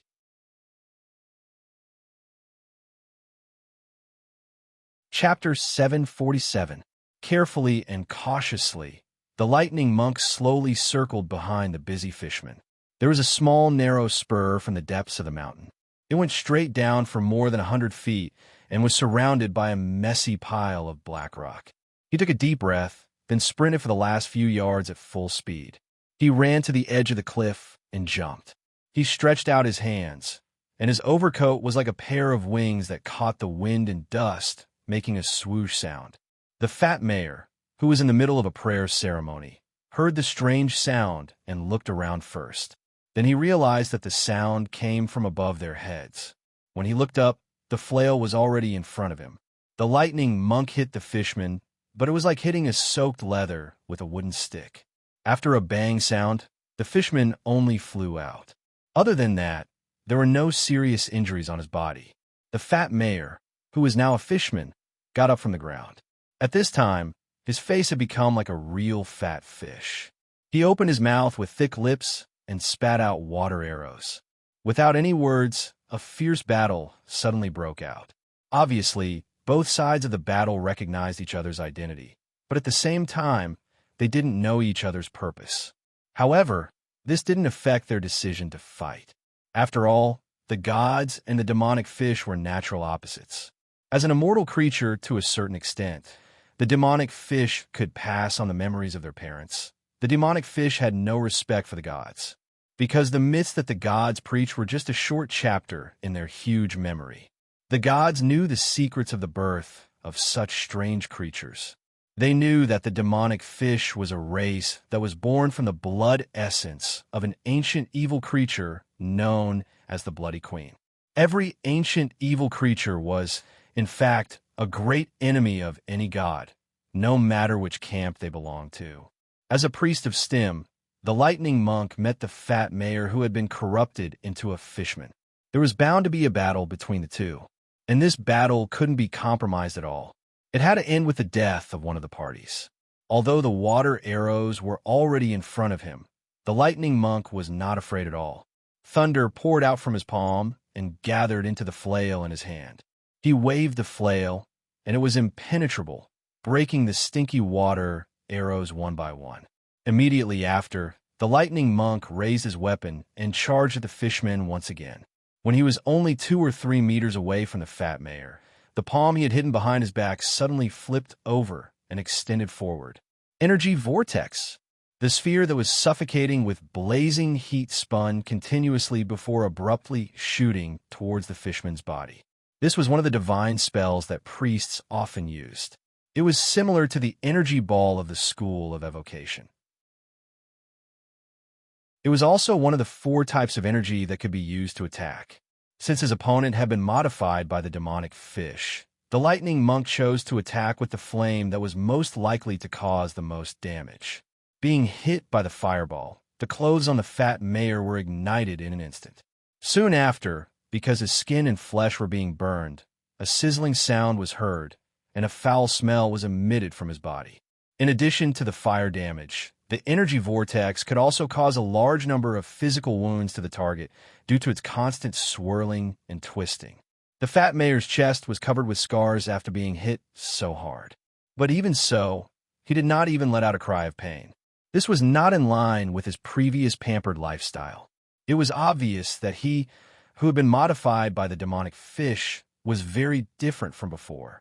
With a muffled smack, the flail once again hit the fishman's face.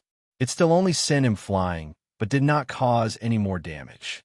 This guy's resistance to blunt damage is very high, the lightning monk thought to himself, and immediately came up with a countermeasure. After using the energy vortex, his other hand was already empty. Thus, the lightning monk placed it on the handle of the flail. With a twist, he pulled it out with all his might, pulling out a sharp dagger. Then, as if his feet were not touching the ground, he quickly rushed towards the fat mayor who had fallen to the ground. This time, he held 2 weapons, and the flail was still swung towards the head, while the dagger in his left hand was like a snake rushing towards the opponent's eye socket from a strange and difficult-to-guard against angle. What was more frightening was that while he was holding 2 weapons, he had also secretly used a divine spell, Fong Weapon. Now, the blade of the dagger was covered with saw teeth, and if it hit the target, he only needed to shake his hand to crush the opponent's frontal lobe. In all fairness, the lightning monk, a priest of the god of virtual games, had immersed himself in fighting games for a long time.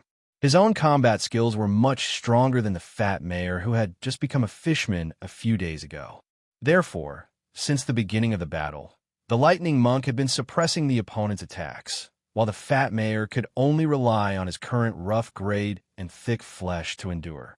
However, this did not mean that he did not have the slightest ability to fight back. Looking at the lightning monk rushing towards him, the fat mayor hurriedly pulled out a few potions from a pocket behind him. After all, he was still an alchemist. Without much time to think, he directly chewed up the mouths of the crystal test tubes and gulped all of them down his throat. The first thing that came into play was an alchemy potion called Ghoul's Kiss. The fat mayor's abdomen suddenly swelled, and then he spat out a large cloud of dark green smoke, enveloping himself and the lightning monk. Just like its name, the Ghoul's Kiss potion could not only create smoke that blocked vision, but also had an unbearable stench.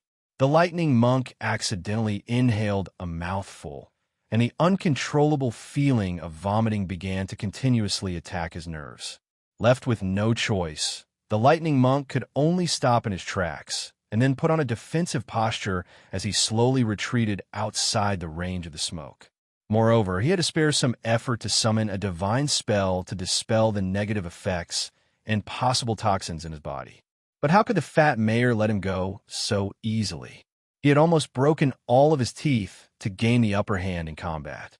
The fat mayor's body gradually became fluffy, and he vaporized into a cloud of smoke.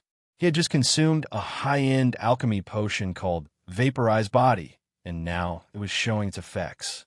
Then, he controlled his body, and relying on his willpower as a driving force, he slowly moved in the direction of the lightning monk. When he was close, he suddenly shrouded the other party with his vaporized body. Petrified Body. At this time, the last bottle of alchemy potion he had consumed also showed its effect.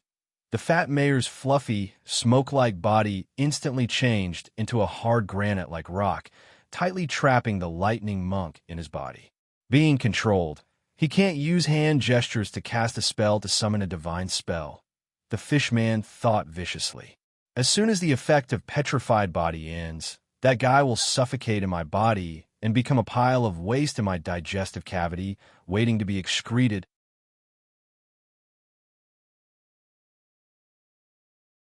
Chapter 748. Dull, hot, oppressive. That was all that the lightning monk could feel. Wrapped in the fishman's petrified body, he had no possibility of moving. Suffocation filled his respiratory tract, and the heavy restraints made him unable to exert any strength. The psionic amplifier implanted in the back of his neck beeped an alarm, and through bone conduction, it echoed in his cranial cavity. His brain was hissing and boiling, and his ravaged body was like a piece of unsteady shale that could fall apart at any moment. Even so, he did not give up, even if reason and thinking had become an unreachable ability.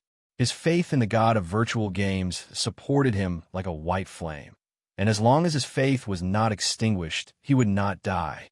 Finally, after using all his willpower to recite Stim's holy name once, the lightning monk finally received his reward. At the same time that the psionic amplifier was branded into his body, the escape spell Circle was finally activated. His two arms were stretched out in front of him. The earth and rocks that were originally, they were all moved to where his two arms were previously. When his fingers touched each other, a divine gesture unique to Stim's priest was used.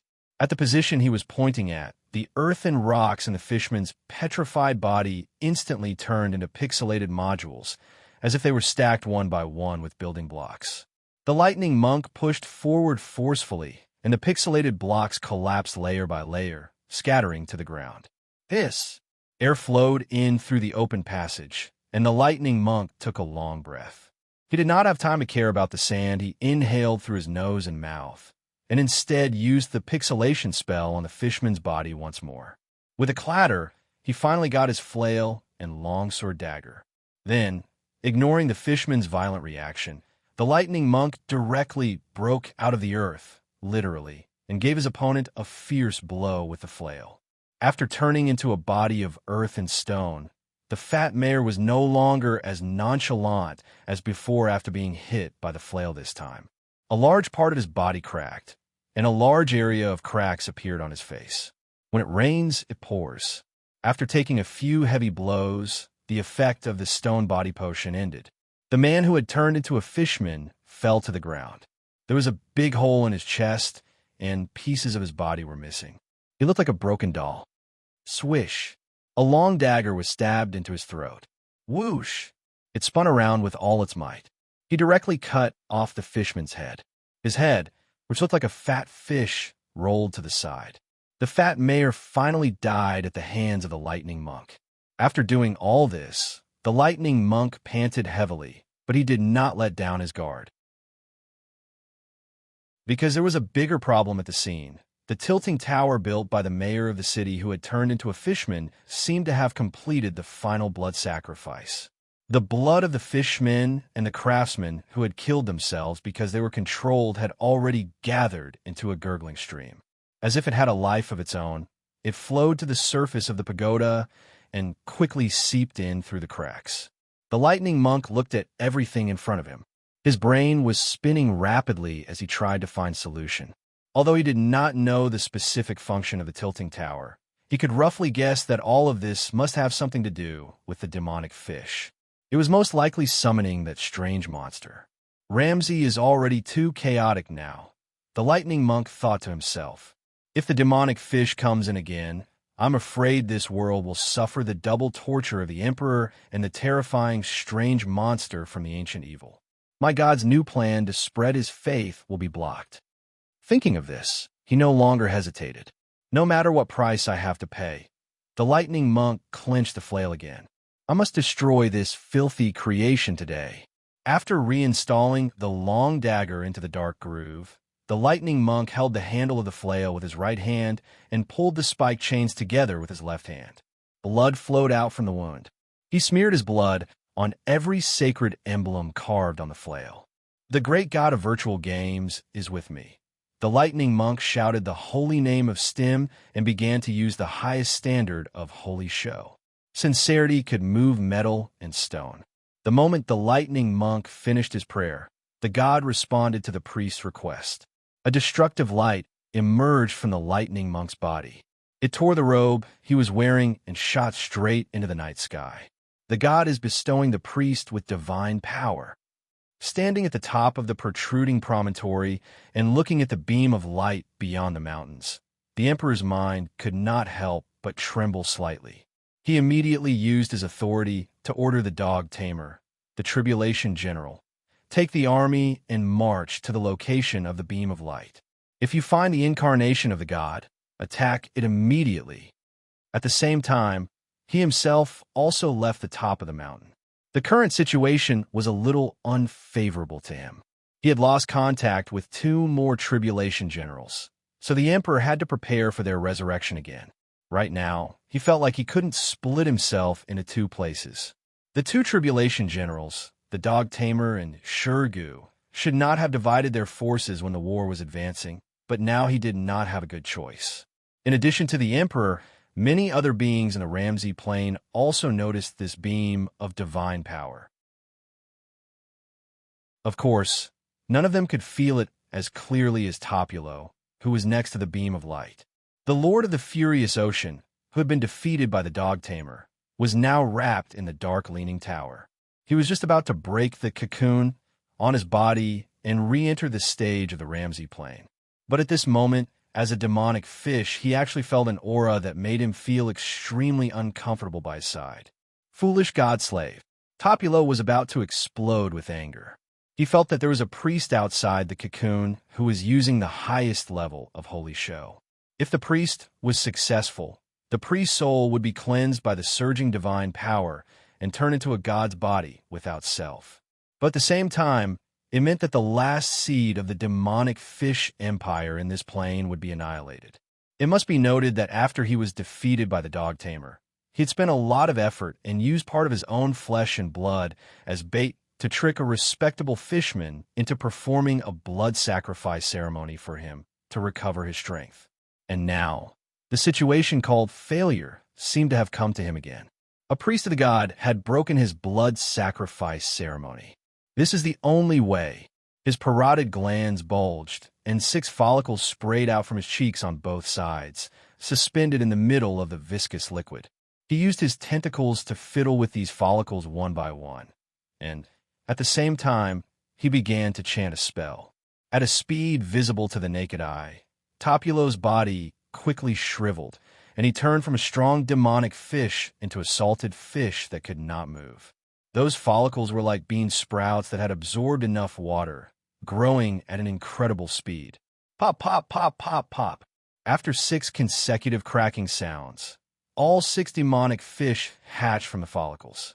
Although they appeared to be the size of ordinary larvae, the 3 eyes on their heads revealed maturity that did not match their size.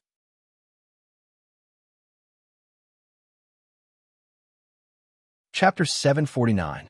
Everything happened so quickly. When he opened his eyes, his head had already been chopped off from his shoulder. The lightning monk fell to the side, and his headless body fell to the ground. I smell the scent of a divine servant.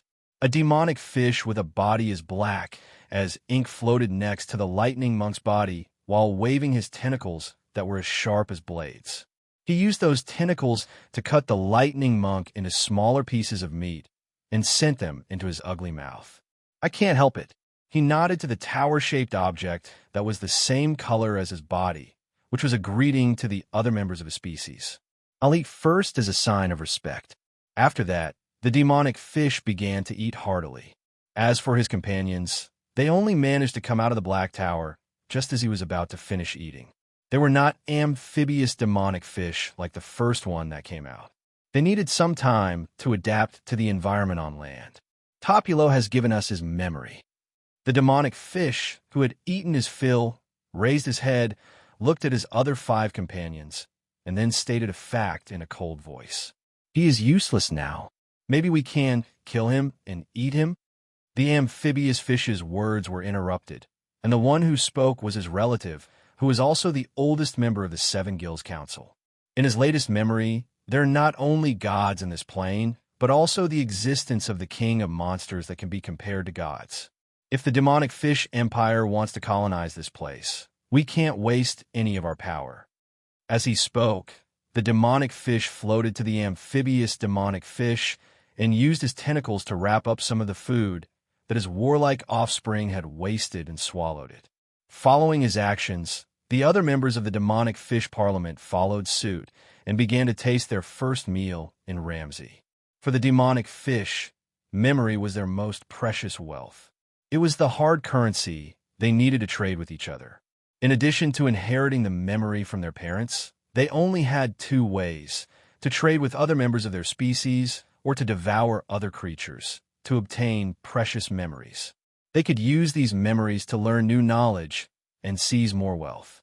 That was why Tolop was able to use all of his memories in exchange for the other 6 7-bearded counselors to come to the Ramsey Plain. It was also because of this that he seemed to be meaningless at this moment, and the other demonic fishes had the idea of devouring him. However, that memory was also a form of restraint. It made Counselor Demonic Fish understand that Ramsey was not the wasteland they had imagined. There wasn't a lot of meat to begin with, so after being devoured by a few big eater like strange fish, there wasn't any residue left. They didn't even give up on the blood that flowed into the mud, swallowing it along with the mud into their stomachs. After consuming the lightning monk's flesh, these demonic fish counselors gradually understood the current situation of the Ramsey Plain. The Emperor and his generals, the humans of the various city-states, and those dwarves who are content with their own territory, said the demonic fish that stopped the future council members from eating Lapulo. This world called Ramsey is now on the verge of completely falling into chaos. If we do it properly, it is entirely possible for us to establish a second empire in the ocean and enslave all the creatures in this world. The 5 demonic fishes agreed with his statement. Only the amphibious demonic fish raised an objection. Based on the memories in Lapulo's hands, the Emperor should have a certain advantage in the current war in this plane. If we allow him to reunify Ramsey, he may also expand into the depths of the ocean, and our colony will suffer a great blow. What's your opinion? We don't need to enter the sea so soon, the amphibious demonic fish explained. On this land that has turned into a salt marsh, I can also establish a demonic fish colony. As long as you are willing to help, then we can gather the power of the island world, rope in the surrounding human city-states of Ramsey, and have a decisive battle with the Emperor to eliminate the hidden dangers in advance. What about those gods? Another demonic fish counselor asked. Lapulo was just attacked by a divine priest. If he hadn't summoned us, the Empire's plan to colonize this plane would have been interrupted first. Roping, corruption, and division.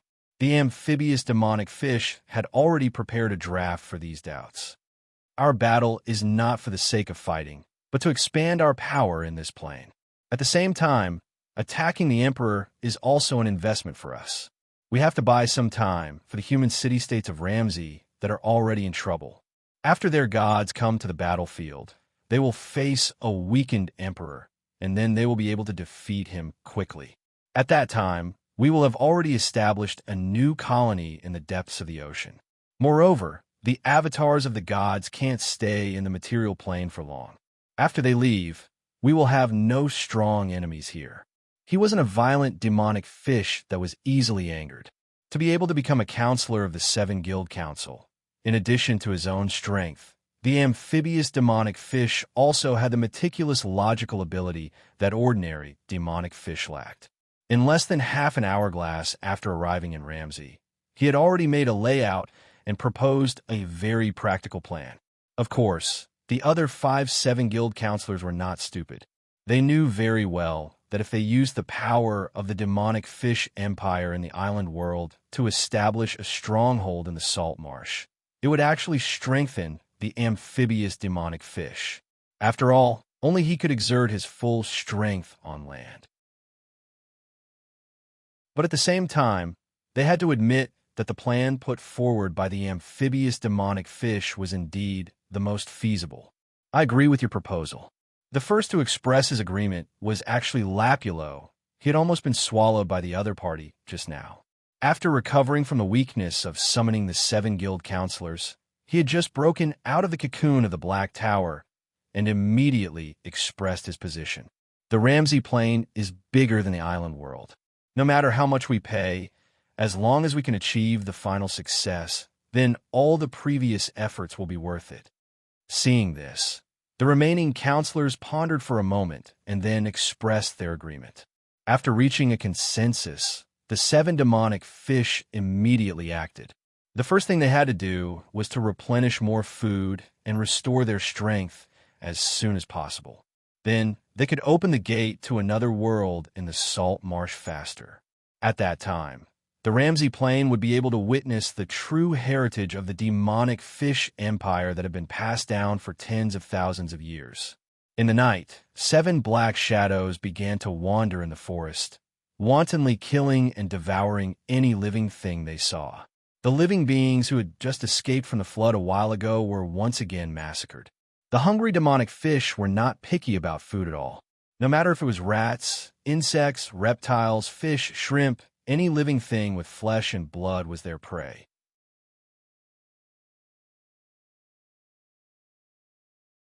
Chapter 750. The world was silent.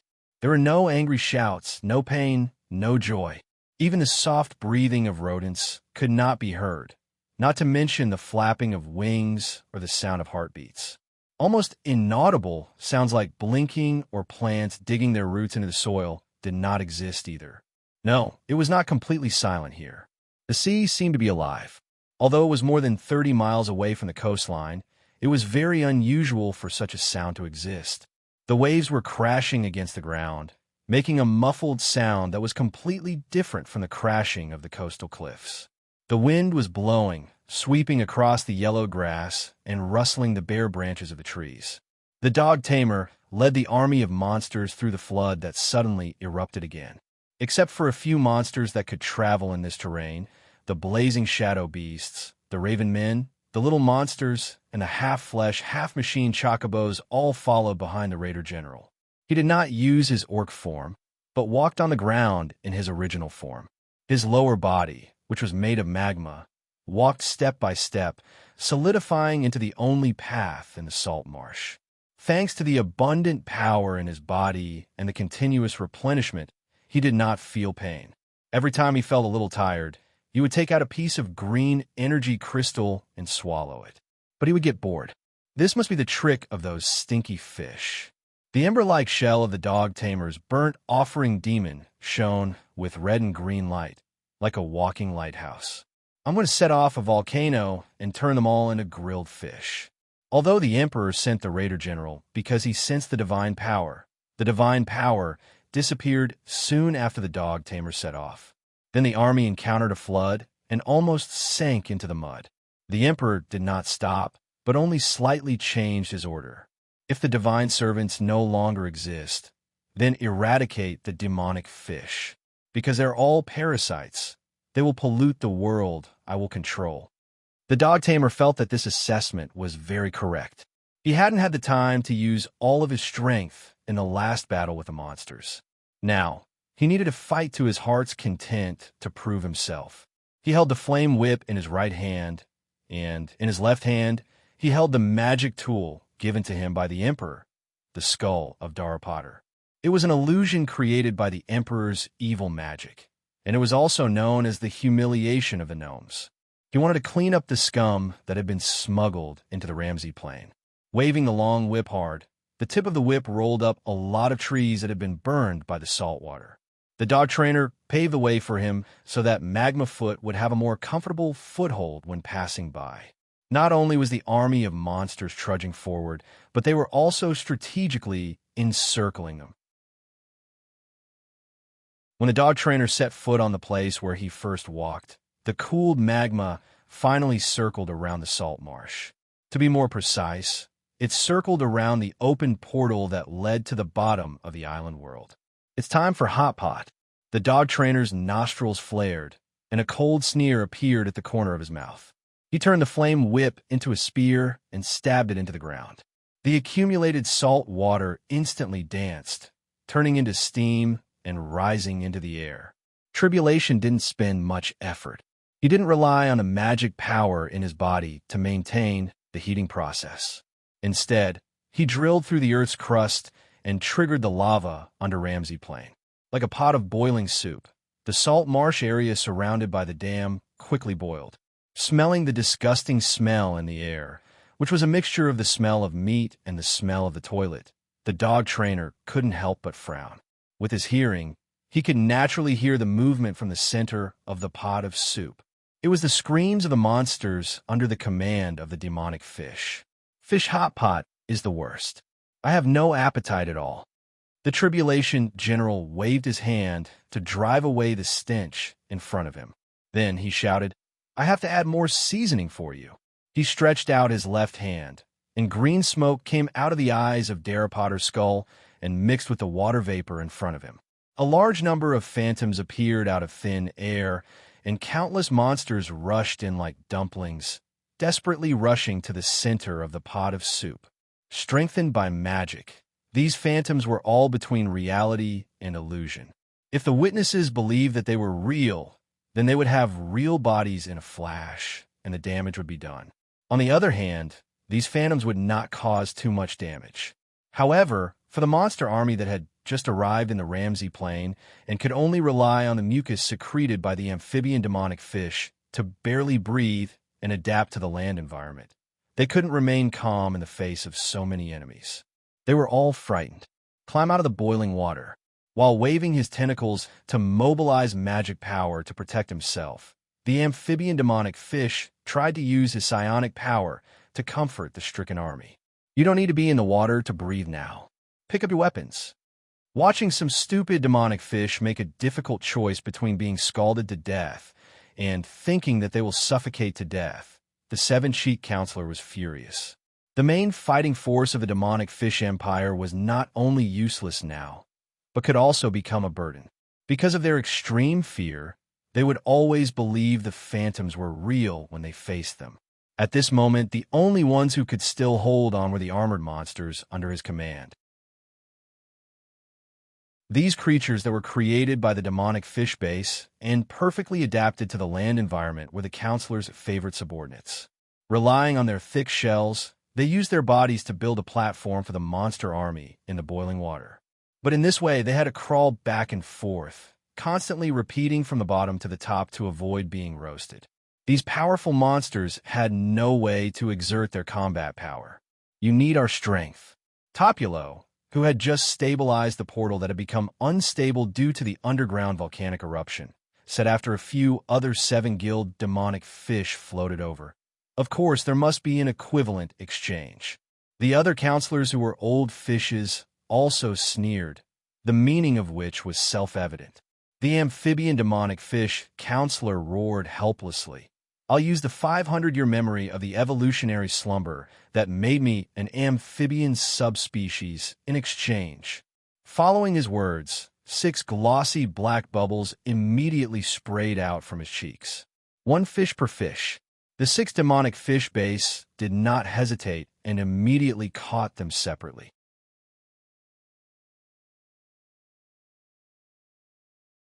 Chapter 751. I see. After swallowing the memories of the amphibious demonic fish, the other members of the Seven Guild Parliament had a hint of understanding in their hearts. They immediately began to fulfill their previous promise to provide him with help. Because every demonic fish had a long life, in addition to their innate psionic abilities, many of them were also experts in using spells. The 6 counselor-level demonic fish were even more so. The tentacles on their bodies suddenly popped out and probed into the boiling salt marsh. The biting cold wind immediately danced. Pieces of floating ice rose from under them.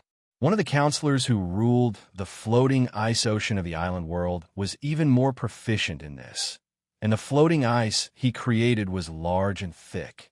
The demonic fish monsters and armored monsters quickly climbed onto the floating ice and fought to save the passengers on the life raft when the ship capsized. However, there was no large-scale infighting yet. The seawater that was constantly discharged from the portal, the magma that was constantly gushing out from the ground, and the solid ice that appeared in the area where they intersected. The 3 substances had strangely reached a balance. If the dog trainer hadn't made a new move. Space lock. Tribulation silently chanted the incantation. He loosened his grip on the flame spear. He had just absorbed enough energy from it and found the magic fluctuation of the portal summoned by the demonic fish. Then, he suddenly pulled the flame spear out from the ground. The blazing magma instantly gushed out from the hole and slowly flowed into the boiling salt marsh. Finally, it came into contact with the floating ice created by the 7 Guild Parliament member. In the area of about 5 miles surrounded by the dam, there was a continuous crackling sound of explosions in an instant, and hot steam suddenly rose.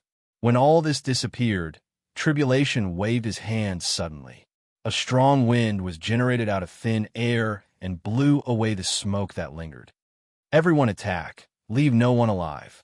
The dog trainer stepped out of the crowd and was the first to set foot on the land full of cracked rocks. He strode toward the center of a salt marsh. The army of monsters followed closely behind him. Because the portal was temporarily confined by the space lock spell, the army of the seawater and demonic fish from the island world couldn't continue to pass through. This was the opportunity General Tribulation was looking for to have a decisive battle with his opponent. A large number of raven people surged forward like a tidal wave, with blazing shadow beasts scattered among them. 10 armed octopuses soared into the air, surrounded by reef claw monsters, preparing to focus their spells on some powerful enemies. The little monsters hid behind the half-machine, half-flesh chocobos and steam tanks, attacking from the front and attacking from the shadows. Naturally, the movements of the monster army could not be hidden from the demonic fish. At the same time, the conch horn was blown. The mutated monsters also began to gather their forces and prepare for battle. Let the flames purify everything. Die trash. As the hound tamer strode forward, he summoned blazing fireballs and threw them at the monsters blocking his way. Because he had transplanted the burnt sacrificial demon's bloodline, he could use this kind of fire magic without any restrictions. Like a high explosive bomb, each fireball was able to send a large number of enemies flying.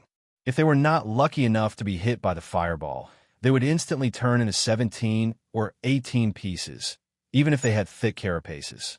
Every time he waved the flame whip in his hand, he would tear a hole in the enemy's formation. The raven people and blazing shadow beasts would take the lead to break into the enemy's formation through this hole, causing more slaughter and destruction. In that case, looking at the one-sided battle situation, the 3 eyes on the amphibious demonic fish's face flashed red. I have no choice but to use my trump card in advance. As he chanted an obscure incantation, a huge 30-foot-long sarcophagus instantly broke through the ground and shot into the air. Immediately after, there was a loud bang, and a huge humanoid creature broke out of the sarcophagus and appeared in the Ramsey Plain. Jodan Troll. A silver chain hung on one of the amphibious demonic fish's tentacles. It was with this magical item that he could control this powerful subordinate in front of him. That half-purgatory, half-elemental creature is your enemy. Kill him, tear him to pieces. Hearing the orders of its creator, the Jodan troll just snorted in disdain at first. But as it clenched the silver chain, its body suddenly lit up with dense runes, bringing it unbearable pain and itching. I know. With a loud roar, the Jodan troll followed the order and pounced on the leader of the monster army, the Hound Tamer. Its whole body was bulging with iron-like, warty muscles that gradually changed from dark blue to black. At the end of its two thick and powerful arms were sharp claws that were like rusty blades. However, the most surprising, or rather impressive, thing was that this creature had 9 heads that looked like ferocious crocodiles on its shoulders, each full of protruding fangs and multiple yellow eyes. The Jodan troll was a monster created by the amphibious demonic fish himself. He used tidal giants, ferocious crocodiles, and hydra as raw materials to shape its body, and used more than 100 witches as sacrifices to let the ancient evil creature that the demonic fish worshipped give life to it. Apart from not being very obedient, in the eyes of the amphibious demonic fish, the Jodan troll was like a perfect war machine. It possessed the characteristics of Hydra. Unless its head was cut off at the same time, no physical attack could cause fatal damage to it. The 9 heads were like ferocious crocodiles that could bite their opponents for a death roll. The giant's body gave it abundant stamina. The lives of more than 100 witches were exchanged for the magic resistance given to it by the ancient evil creature. However, this time, it encountered a great enemy. Seeing the Jodan troll pouncing on him, the Hound Tamer did not swing his flame whip to fight it as usual. Instead, he raised the weapon in his other hand. Daraport's skull flickered with green light and shot straight at the Jodan troll's body. Immediately after, this magical item created by the Emperor summoned another Jodan troll out of thin air. It created a perfect illusion of a Jodan troll. "I don't have time to care about you," the Hound Tamer said with a sinister smile. His gaze was firmly locked on the few demonic fish standing behind the army of monsters. "My mission is to take care of these miscellaneous fish and open their stomachs." With these words, the Tribulation General's figure suddenly disappeared and then appeared in the middle of a few demonic fish. He had not used advanced teleportation in the previous journey because he wanted to be able to carry out a surprise attack at this moment. He gripped the flaming whip and shook it forcefully, turning it into a blazing chief-slaying sword. The Hound Tamer held the sword in his hand, and his body suddenly began to spin faster, turning into a storm of flames with a sharp blade. Go to hell, miscellaneous fish. You're tuning in to the Warrior Lore YouTube channel. Don't forget to subscribe and join us on this journey to catch the most captivating stories.